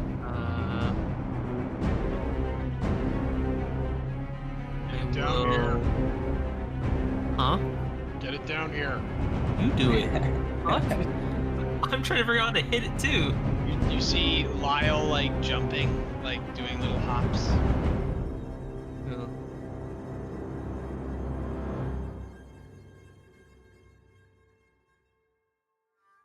There's one that's flying off the Akuta, right? No, it missed Akuta. Akuta is just incapacitated. Incapacitated. If it wasn't German. I know. Taking a pass at it. She was incapacitated, so she's currently. I mean, Akuta can say how she's looking while incapacitated, but something happened to her. I can look, I can see her. Yeah, but like I don't know if she like fell over or is standing still and just not moving. Up to her. Seems fine.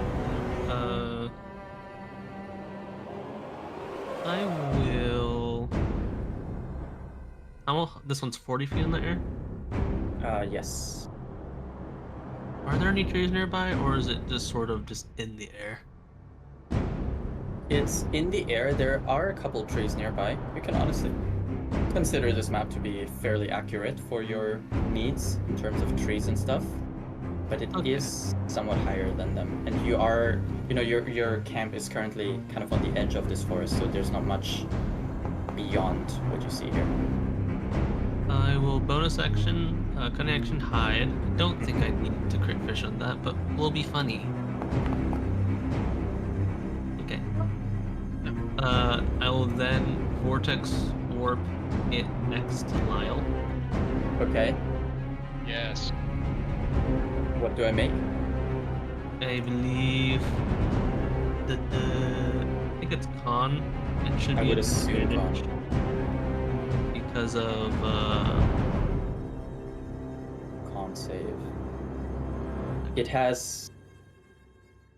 If it gets within the aura, then something happens. yeah. It is going to be a con save. It has At magic resistance. disadvantage. Okay, then regular Yeah, roll. so regular roll. Ugh. Okay, success on the Night What? Gaunt's part. No. Ugh. Silvery barbs. Holy moly. Okay. I'm gonna just downkill. Okay. Fail. Alright. Mac. Slot.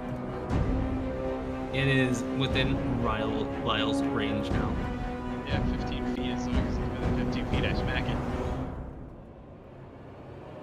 I think It it's is the the hurt one. hurt one.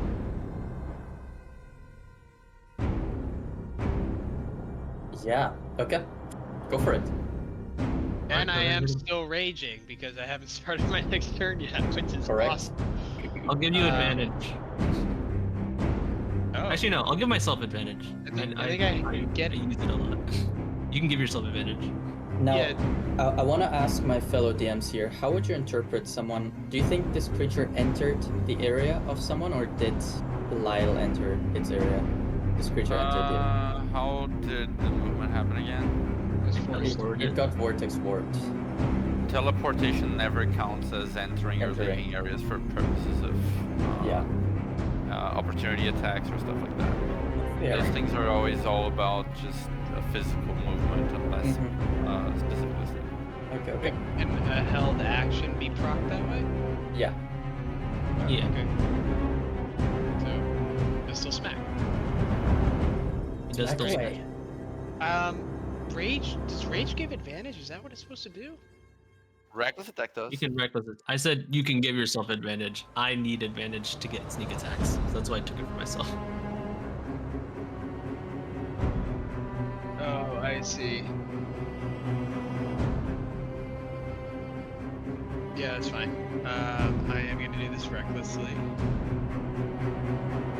I'll just ping that, and then it's on the ground, or is it still hovering?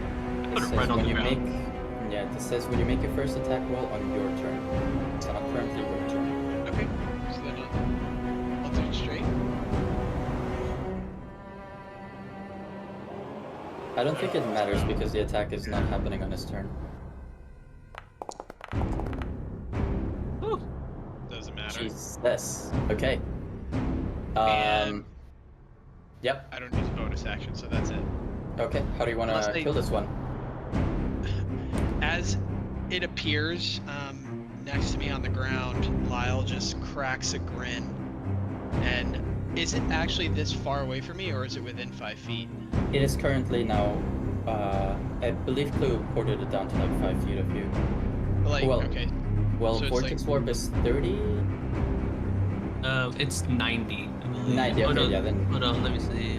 I mean, you Look, could put put it it right anywhere. here. It just I you're could gonna put- change the flavor. Like you could put it Yeah. where it is on the map on the ground. It's fine. Wherever you want it near you is where it is because you killed it. That's the Yeah. answer. So leave it where it is. It's on the ground. No, put it back. Put it back. Put it back. Yeah. Lyle sees it appear on the ground. He cracks a smile, and he lifts his hammer above his head. And as he's bringing it down, you see that from his hands these branches extend as Mm. the hammer flies forward, slamming down on top of this creature before the hammer returns to him Very as the cool. branches retract into his arms. Okay, very cool, very cool. Okay, that will complete the held action. That is Clue's turn. It is then going to be... Wait, sorry, Akuta. I free from my. It has not been the Night Gaunt's turns yet. Yeah. What? Well, Has it not? No, it was. You took a turn. Yeah, no, it was their turns. Then it was Clue. And then it was the special attack, and then it was this Akuta's turn. Okay, so That- all that yeah. that has been happening until now has happened between the Night Gaunt's turn and my turn. Yeah, Correct. it's been a lot. Yeah. I did quite a bit. And then Lyle added on. I have been waiting this entire time just to say I'm incapacitated for a turn. Yeah, I couldn't have done that outside of its turn, so unfortunately, it's not been a turn yet. Well, that's my turn then. Alrighty. Cerise. Let's see, does she have something to help you here? My turn.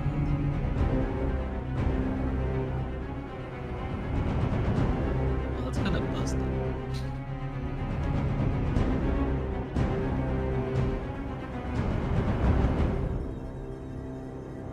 Staring at you across my monitor, across Hang on, let me just States. read.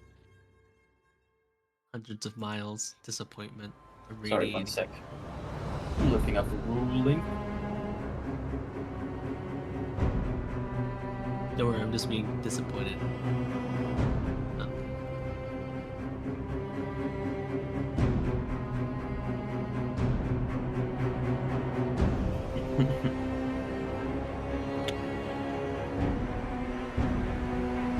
Okay, I think what she's going to do is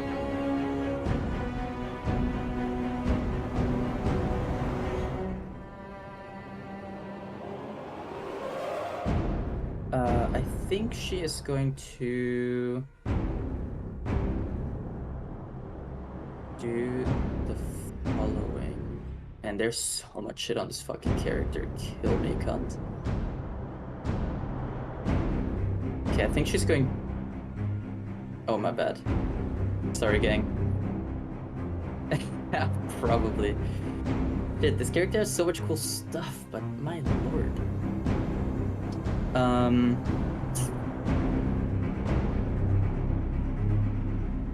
There's a feature I'm looking for that I can't find right now. It's called Shift the Field. Where are you? Maybe that's one that I gain later? Well, she's going to do the following. Urgent orders. She is going to target...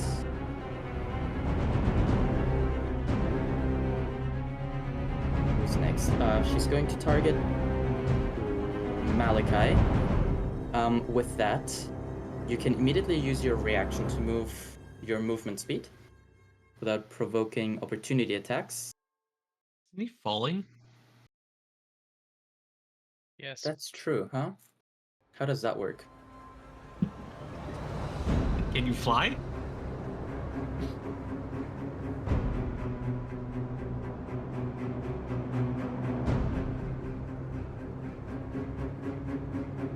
I'm actually pretty cool with that. That seems like a nice combination. So she's using her bonus action. What she's going to do, she's going to target 2 individuals. So the first one is going to be you, Malachi. You immediately get, through her urgent orders, the ability to move your movement speed.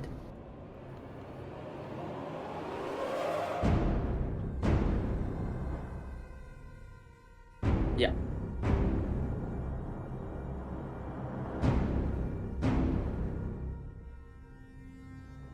Up to 30, sorry. Yeah, I didn't think it was over 30. My bad.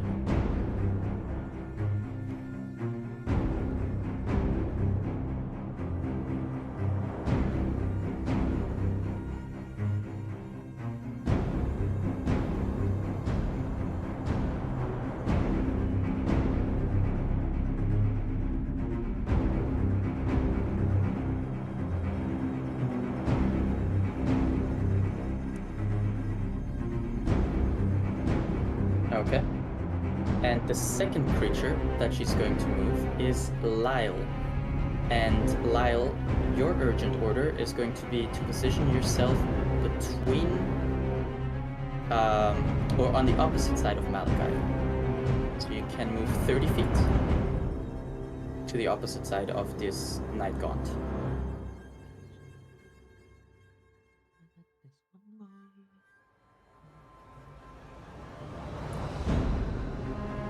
I'm gonna move you. I've moved you.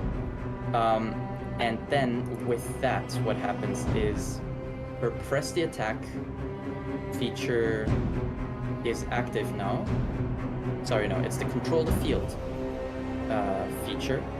If two allies you move are on opposite sides of a creature after the movement you grant the first one to attack, the enemy has an advantage on the first attack if they attack before the creature moves. So either Lyle or Malachi will have advantage on their next attack here, whoever hits first. And finally, from her current position, she's going to throw knives at this creature. Nice. Knives doesn't hit, unfortunately. So that is going to be it for Cerise's turn. Clue has gone. Lyle. Hey Lyle, it's Hey. your turn.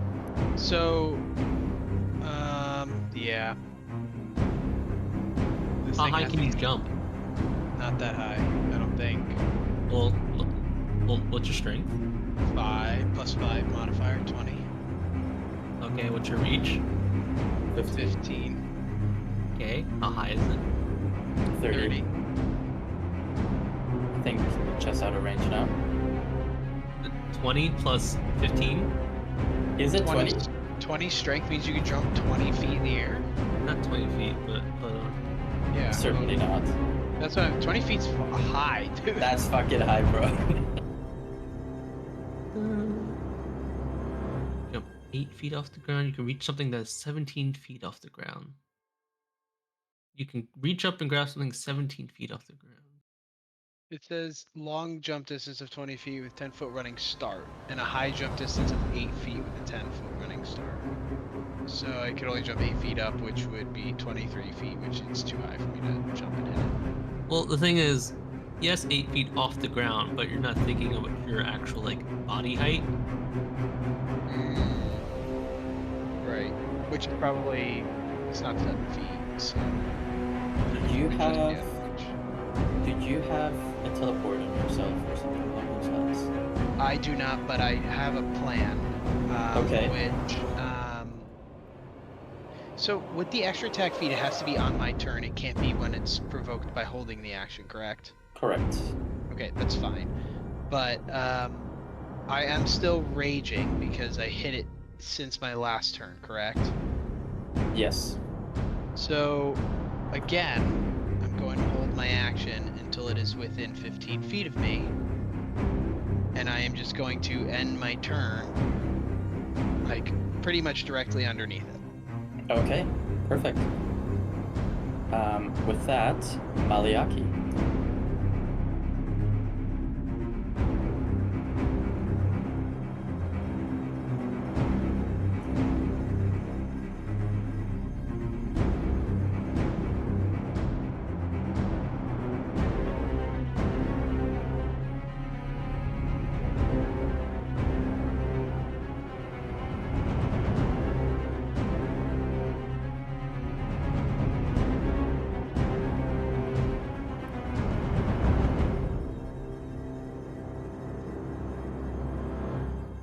It moans. Sorry. You shouldn't have put so much into it. No, it can't actually make sound, so it doesn't moan. 17 hits, yeah? But it would. It would. If it could, it would. Yeah. Good moaning. Would. 22. Okay. So once again, you get the ability to either put yourself at the top of the next turn order or pull somebody right behind you for next turn.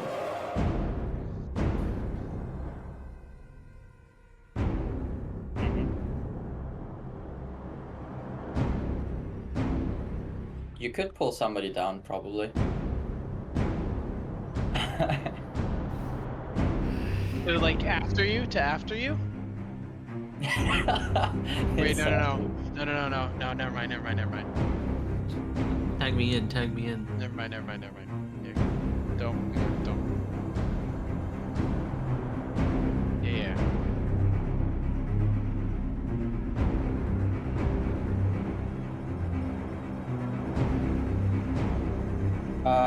I believe I made it a once per turn thing. Yes, because I would have went back up. Yeah.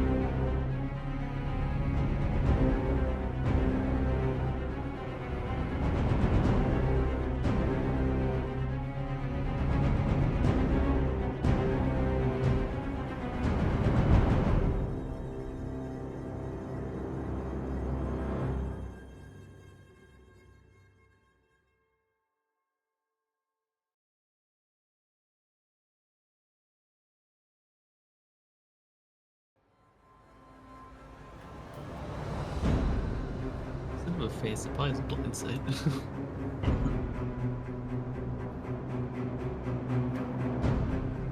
It has dick vision. Anything that your dick can say, your dick can see, it can see. So pussy's off the Lord. He's this lord.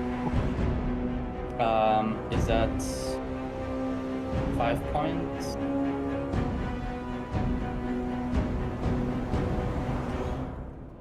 It is immune to being blinded, and it is 5 points.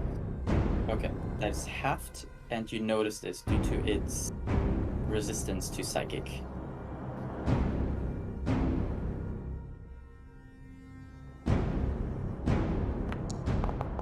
Okay. Hits, yeah. So close.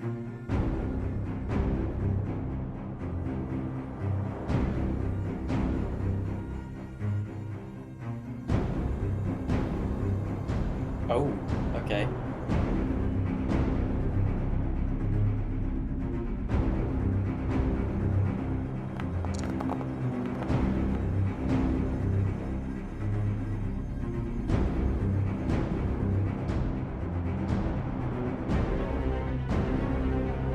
Please Okay. don't kill it.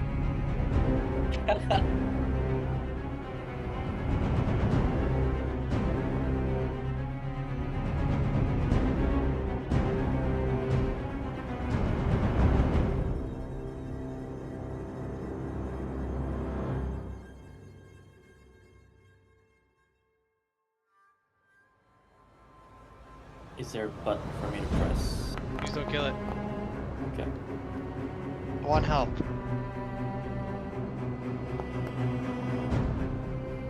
No, I mean I could do that. Okay. Okay. Okay. You can kill it now. It's fine. He doesn't want it anymore. Okay. Well, actually, as it falls into how do you guys do falling? It's not its turn yet, but once it's its turn, it will begin its descent. Involuntary descent. Anything else, Maliaki? Actually.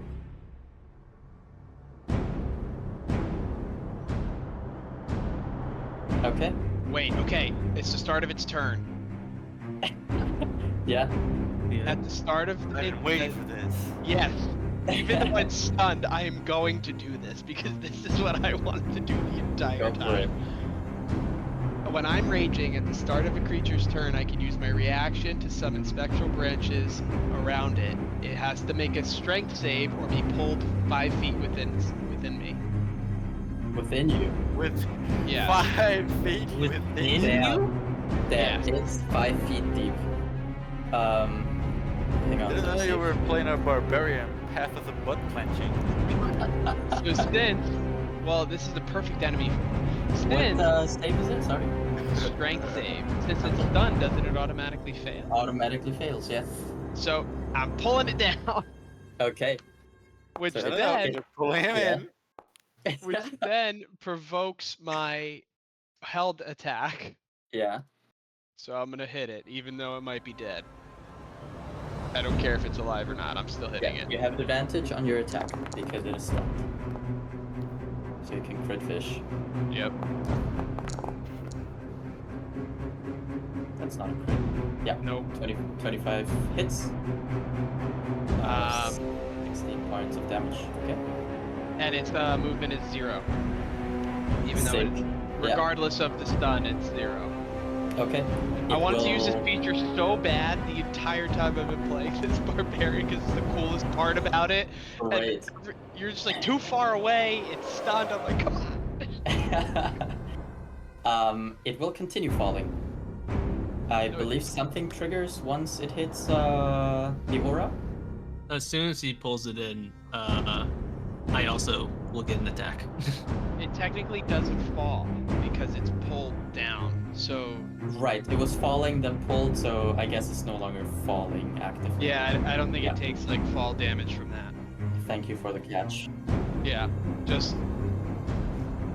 Hey, this is the one thing. This is It was why for I a good picked this cause. For a barbarian. good cause. Yes, sometimes you have to Uh, sacrifice some damage just to be cool. Not for nothing. It says when it enters the aura. I don't know if you count being pulled in. It just says enters. That's what we agreed upon. Right, And if I'm gonna get technical, it did fall within the 20 foot before it reached his 15. Yeah.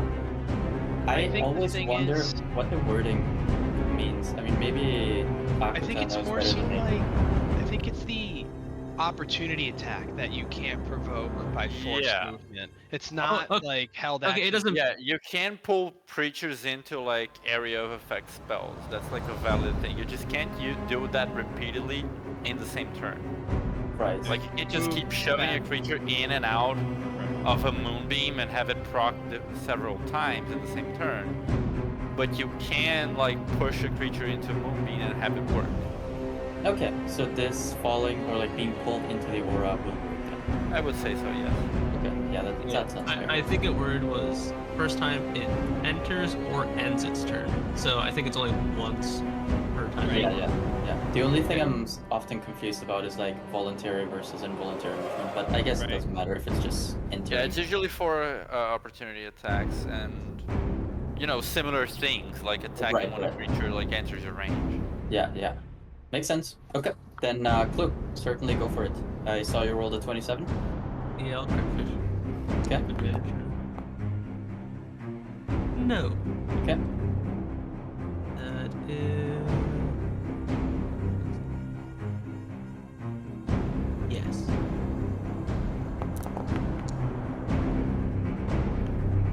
Clue, how do you want to do this?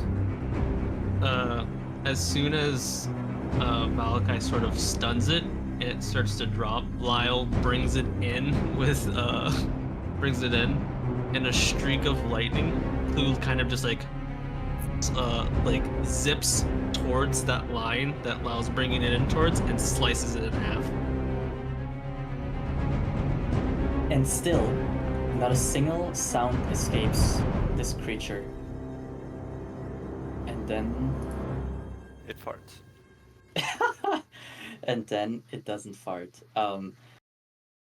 But you hear around yourselves just a few more battle cries from the orcs. And then eventually there's silence all around you. There's a grunting from some of the orcs that still remains.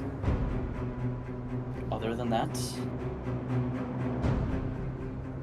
it is silent.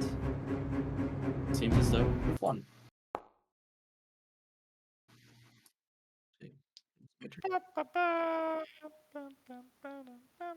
You're surrounded by some of the bodies of these fallen creatures. The tribe leader is not approaching quite yet, but you see him in the distance, kind of checking in on some of his men. Not really tending or helping any of them, but just making sure they're not dead and just patting them on the back. That's the. You did not. You did not, but you could ask one of the orcs that was outside.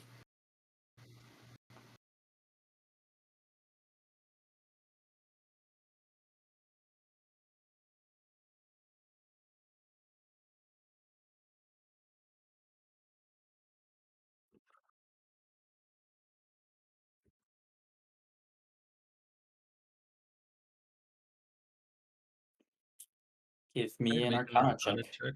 but I don't think I'd know them. Yeah. Give me an Arcana check, Malachi. Nice. They don't seem. I don't think that's fair to say, actually. I think what I should say is they seem similar, at least in appearance, whether they're directly connected to them or simply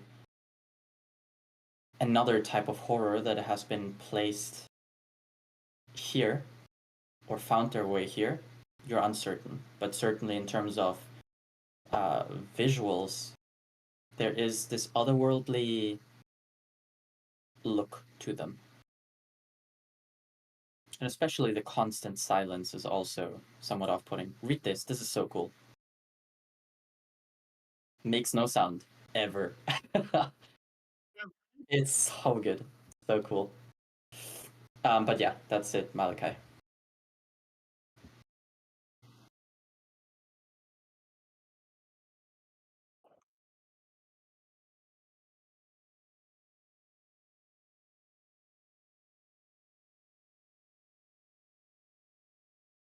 That makes a sound, yes. It's not. So, what this means really is that the creature itself will not make any sound, but if it has an impact with something, then of course it will make a sound because it is a physical being. Yeah, only gods can pull off that kind of sauce. Yeah. It's like when I touch things, it doesn't make a sound. What do you mean? Sounds don't happen. Barbecue. Wait, that's cool. I'm keeping that one, Joe. Hey. The static sort of wears off clue. Can we make a general sort of cool check since I don't think any of us really got hurt. Malachi took some damage, but healed some, and honestly, everybody else kind of. Yeah, my damage was self-inflicted. It wasn't even. Yeah. You can make a general cool check. Maybe your cool stat will go up a little bit. Performance. Make me a performance check, yeah. You were pretty cool, I would say.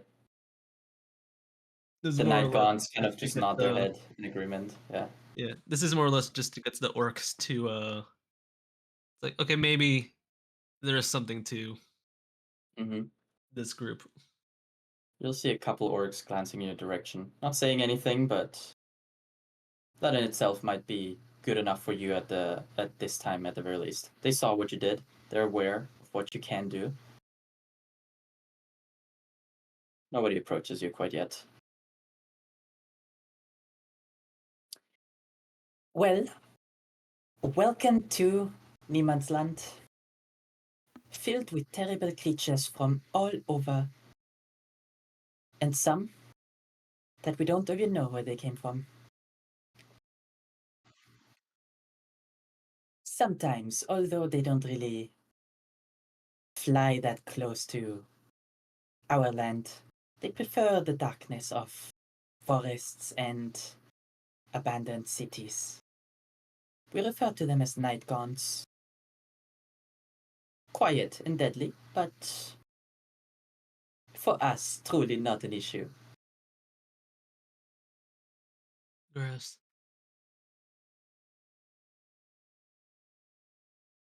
And see, that is precisely the problem sometimes, because they are so quiet. A lot of people fall prey to them. They grab them, take them with them, and whether we like it or not, the only thing we sometimes find are bones. Those stingers looked pretty nasty. You okay over there, Akada?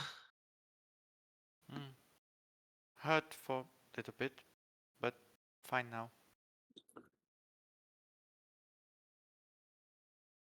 I mean, yeah. Yeah. It was just like pain, but it didn't hurt. You know. Yeah. Kind of like when you go to like I don't know if you Funny like bone?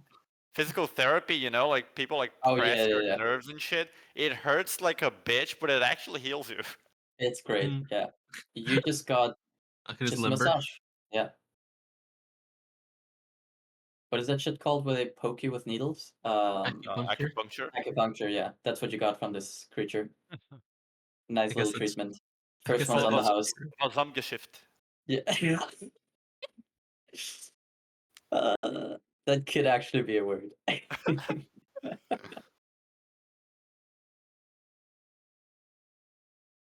I'll,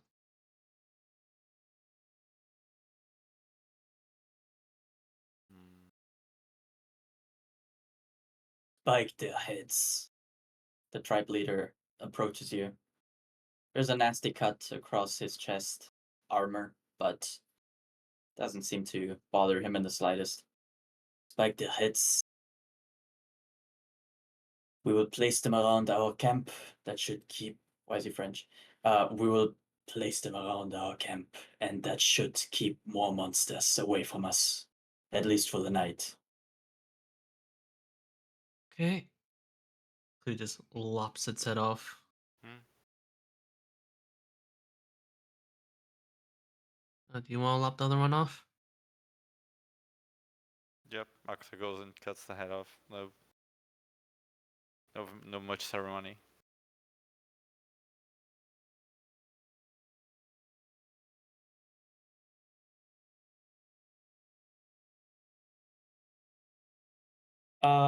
Definitely, yeah. Magically altered, magically created. You're not entirely sure about the difference there, but there is a fading magical aura to them.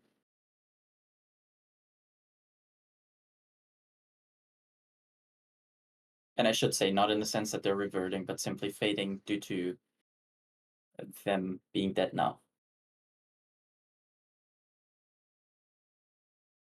I'd ask what we can harvest, but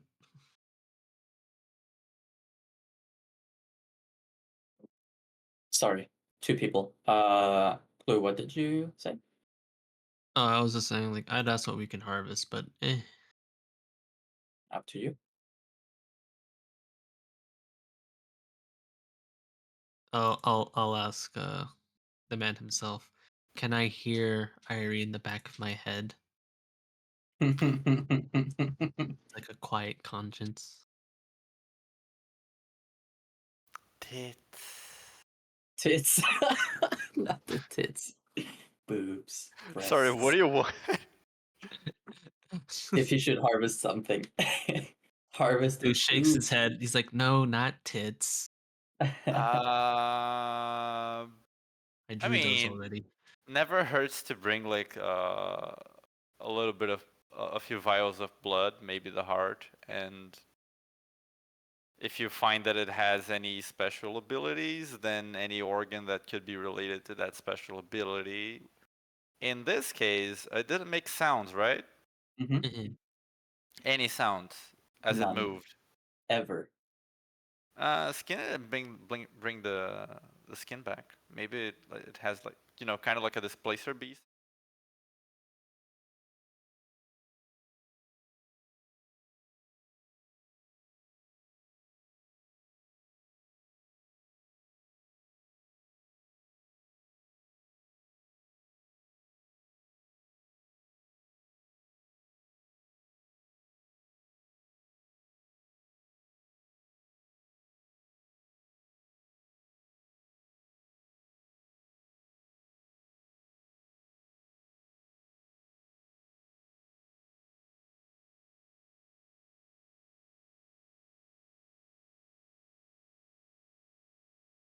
You just do it right.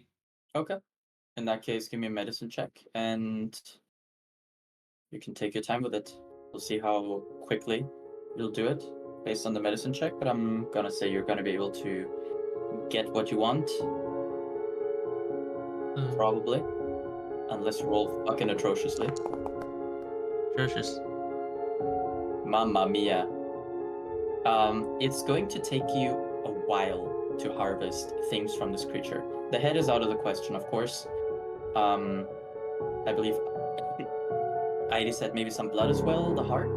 The blood's easy. I don't even know if I should Yeah. be able to make a check. Right, his Yeah, voice blood. just going like, blood of magical creatures is always beneficial. So So the blood eventually you do manage ass. to It's filter ass. into not this. Blood you eventually do manage to filter into a vial. It takes you a little bit, perhaps due to the creature's weird body, or perhaps not piercing the needle precisely where it should be, but you spill a little bit until you find the proper spot to really filter it into the vial. As for the heart, you'll have to dedicate a good amount of time to it.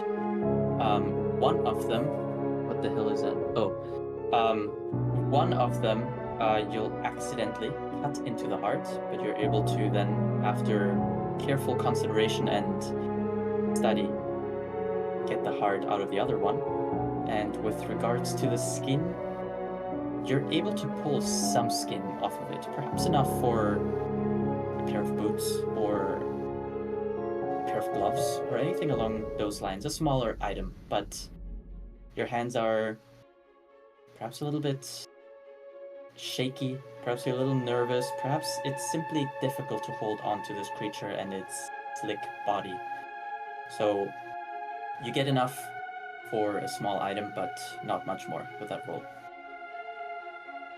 And Malachi, you can certainly do that, yeah.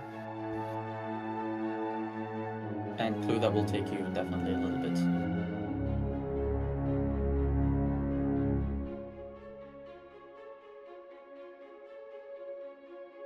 Kuzukul will then, just observing you guys work, will say, I'm going to rest for the night. If you need anything, let me know. Kind of looks up into the sky. We should be good for tonight, but it's always good to be safe.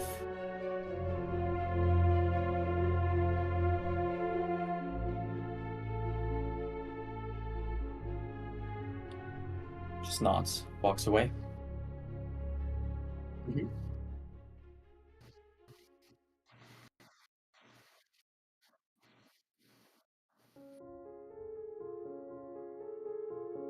Okay.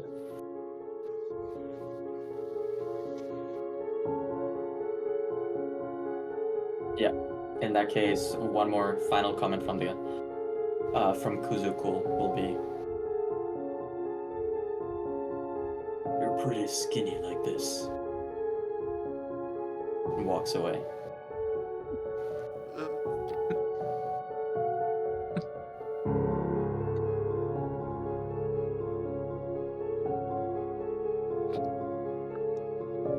The Clue's just chuckling while tearing out parts of the skin. I think at the end he just prestidigitates anyone who wants to be clean. Okay. It's just a general thing he does. Clue's always cleaning people up. He do be cleaning. Most people want to be dirty. Do you want to be dirty? Lyle would not say anything, but he would definitely be covered in blood because he did slam a hammer on these things. So, but if you're going around and you're doing it, he probably wouldn't say anything.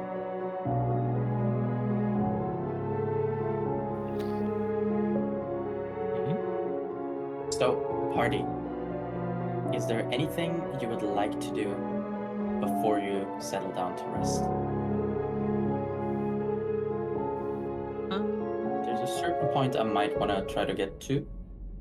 It should be possible within the next 15-20 minutes, but up to you. I'm just gonna set up our hut. Okay. Ice hut. Just gonna sharpen my blade. Pizza Hut. Yeah, I'm just gonna set up the Pizza Hut. I would help. What's his name? Kuzukul. Kuzukul, yeah. I would help just move these bodies towards the perimeters of the camp, just because that's what he said, right? That they would help keep other monsters away. The heads. Yeah. Specifically the heads, and kind of place them on a stake and place them around the perimeter. Yeah, I mean, I would just kind of help move the bodies of these beasts to wherever is convenient. The line.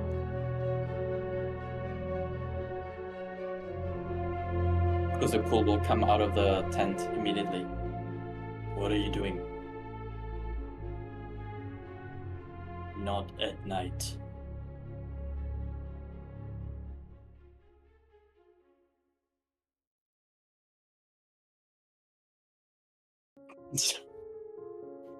Kind of looks up into the sky where there's a long trail of smoke from the precise location that you're at.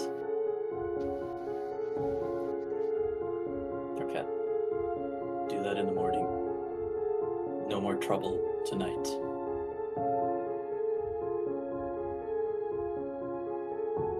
Okay. Pizza Hut has been set up. You're all presumably gonna take a rest. Mhm. Is there anything you'd like to do before that? If not, I'll pass it back to myself. I think we'll just take the time to ask Cerise if she'd like to be drawn.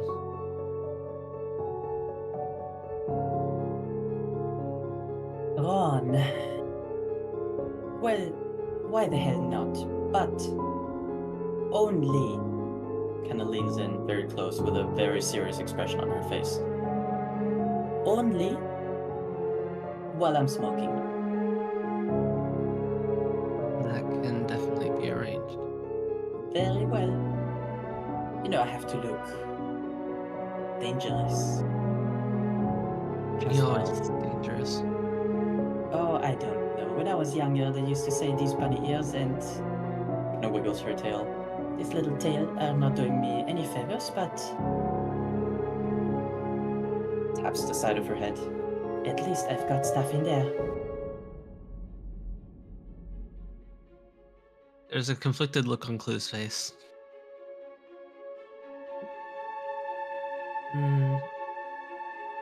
On one hand, I want to say those are cute things, but on the other hand, I feel as if I should not say that.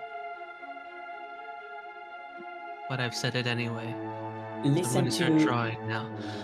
Listen to the other hand. Listen to the other hand? Yeah, because you said on the other On the hand. one hand, yeah. I don't want to say that. Just said listen to that other hand. Just gonna be Essentially, don't quiet. call her cute. Yeah, Clue just nods and just goes like, just gonna start drawing and not talk a hole that I've already made. Okay. Go ahead and As such, begin drawing. You can roll your roll. And for the sake of brevity, night comes, night goes, morning comes around. Malachi, you can go fulfill your pyromaniac dreams here for a little bit. Begin burning the bodies, and in fact, Kuzukul was right with these heads on the stake. It deterred anything else from approaching you, at least tonight. And he will then suggest that you all begin moving in the direction of where the enemy might be. Is there anyone who has any different ideas, different suggestions?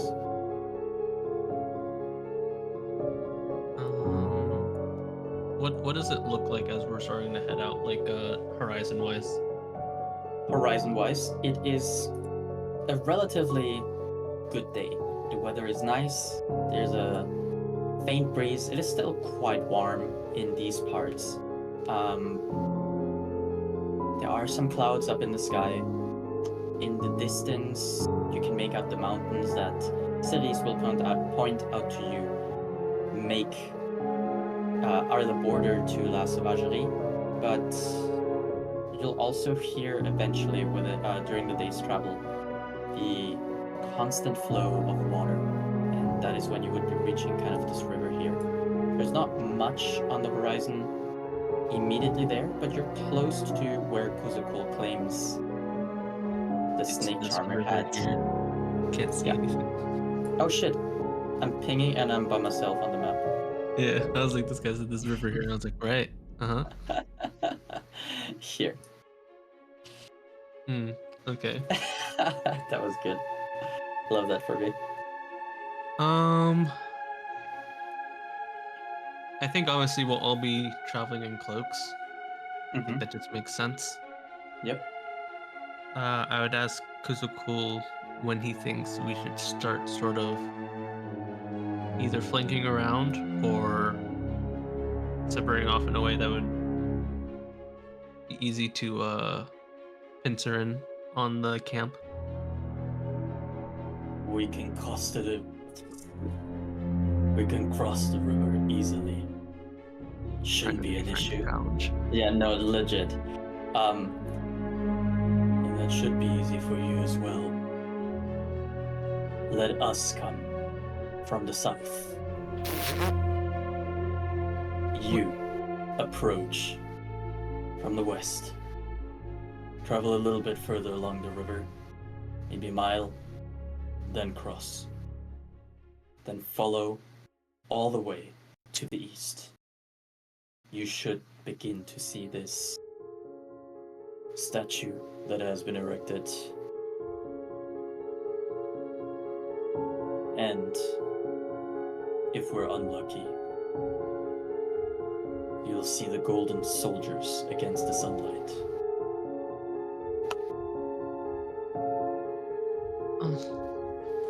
I always plan on being unlucky.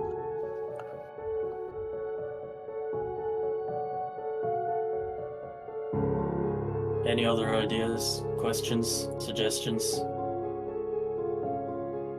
We'll look to Cerise.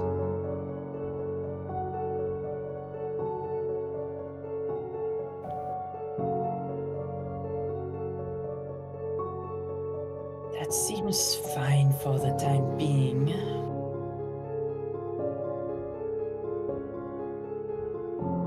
I don't want to make any assumptions, Lord Kuzukul. She pointedly didn't say Mister. But are you able to communicate magically in someone's head? Kuzukul kind of narrows his eyes. No, cannot. Is one of you two able to send and receive messages from Lord Kuzukul? Looking at the two magic users in the group.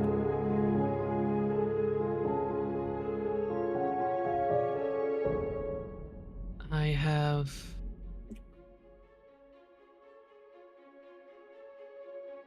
won't be much. Enough for a few messages back and forth. 3 at best. One should suffice. We should be able to strategize a little bit better in that regard then. Lord Kuzukul, best of luck. We will be in touch. Listen to your head. You'll have 25 words. Be succinct. I'll do my best. With that, he'll bark a few orders at the other orcs. And what's his name? Bazgulu shoots all of you again. An angry look. But then follows suit as well. Okay. I'm gonna keep note of that. Six. Oh god. Who doesn't look like he acknowledges him? Fair enough. But the orcs then take off, crossing the river relatively quickly. You watch them kind of just stomping through the water, stopping here and there to keep their balance, but will otherwise cross without any issues. And your group of 5 will begin traveling further towards the north. About a mile. Yep. I'll just say to the group when they're out of earshot and we start traveling. Who's just going to have purses up and say, I don't trust that one.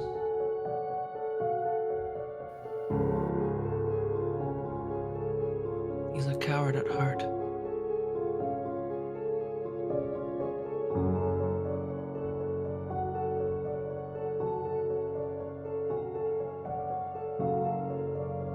I hope he can keep his soldier in line. Though, my head is telling me that I should have just taken care of it right then and there. So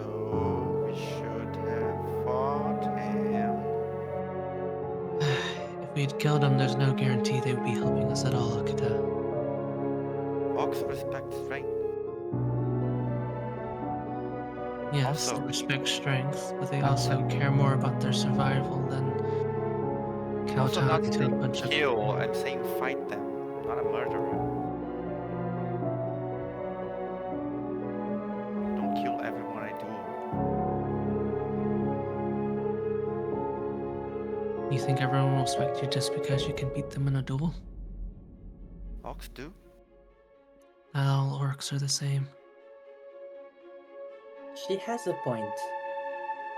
Most orcs might, but Akuta, he also has a point. That one strikes me as more of a coward than the rest. If you beat him, in front of all his peers, who knows how he might react. I do agree.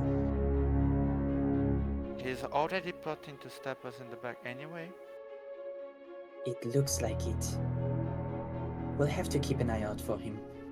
Akuta, in case he steps out of line at all, he's all yours. Okay. Any wrong step on his part is enough. Got it?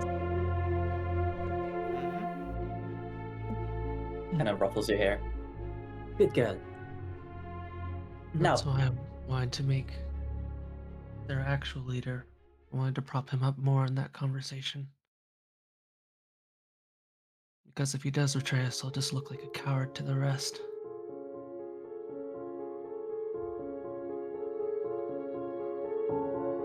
Well, that is not something we can control right now. Shall we cross the river? Yeah. I take it nobody will have any issues. Lyle is pretty good at crossing water. I can simply jump over it. It seems like you, Malachi, can fly. Akuta, Klo, all good? Yeah, it should just be fine. It's about 50 feet.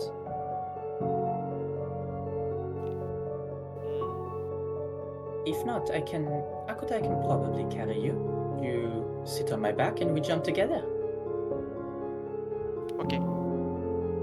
Very well.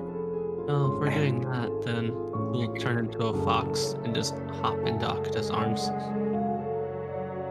Oh, that's cute. Very well. I don't know how much like a small fox glaring can really do. But just the All right, troop. Let's take off. And all of you jump over the river. And once you do so, you continue traveling maybe for another, I don't know, 5-10 minutes before you see something in the distance. Not only do you spot maybe another 150 feet away from where you currently are against the horizon, a larger group of individuals that is approaching a certain camp. And as you study them for just a little bit longer, you see that they are in fact walking like the orcs that you've been traveling with, at least for the last 12 hours or so, maybe more, 20 at this point, 20 hours or so at this point. You also see the sun reflecting off of various golden bodies that reflect its light, and it's somewhat blinding to you all, somewhat obnoxious in the middle of this vast expanse to see that kind of light. And then there's one more thing that all of you spot. From this distance, it looks, as Kuzukul said, just like a statue. This statue, however, is far taller than you'd expected initially even. It has a long, slender body. You can see 4 arms, 2 of its arms, palms pressed against one another in front of its chest, the other 2 arms reaching out to the side, palms turned upward toward the sky, its head dark, grayish, almost black, reflecting some of the light from above, and you can see out of where its mouth should be. There are nothing but tendrils. And down where its legs should be, once again, more tendrils. And as you take a closer look at this creature, from a safe distance, at least you believe, you'll notice that most of these tendrils are moving ever so slowly. Seems like you've arrived at the camp that Kuzukul has described to you. And that is where we'll call it for tonight. I'm gonna show you not the camp, but the creature. Wait, I'm gonna put it in the in-game notes. Or well, the statue. I did feel like it just got darker.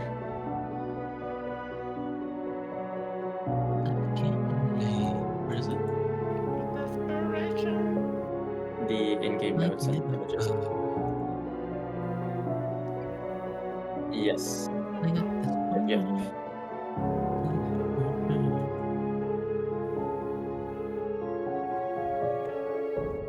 I can't show you the As if map. illithids aren't fucked up. Yeah. It's a weird fucked You're up implying illithid. illithids are like normal. Like, It's Where the is fucked it? up we're used to. it's the power creep of fucked up. It looks normal to me. Where is this thing? Can you in-game notes right below character stories in Eyes of Beholder? Got it. Ew. Yeah. Hopefully it doesn't fly or make me go frightened so I can hit it with my hammer. I'll ask B if he thinks he can eat that. Honestly, dude, like have it summon something so I just hit it. I'm over here, I'm like, I just want to hit it, I just want to hit it, I just want to hit it. That's why, like, in this session, I was like, get it down here. You kept asking me to do that. I'm just like, I don't know if that'll work. Hey, and that Yeah. takes my action. I want to hit it too. Sicko Yeah, mode. I know. I was just trying to motivate anybody to get it on the ground. Honestly, once I got that double action, You're I was like, like, get it on the ground. I'm like, I have a sword, man. A sword and a dream. The only time. Because I needed, that was the only one that was only 30 feet off the ground. The other one was 50 feet off the ground, so I couldn't do that. you know who you should blame? You should blame Kevin for teleporting up there. If he's just stood next to us, they'd have to come down.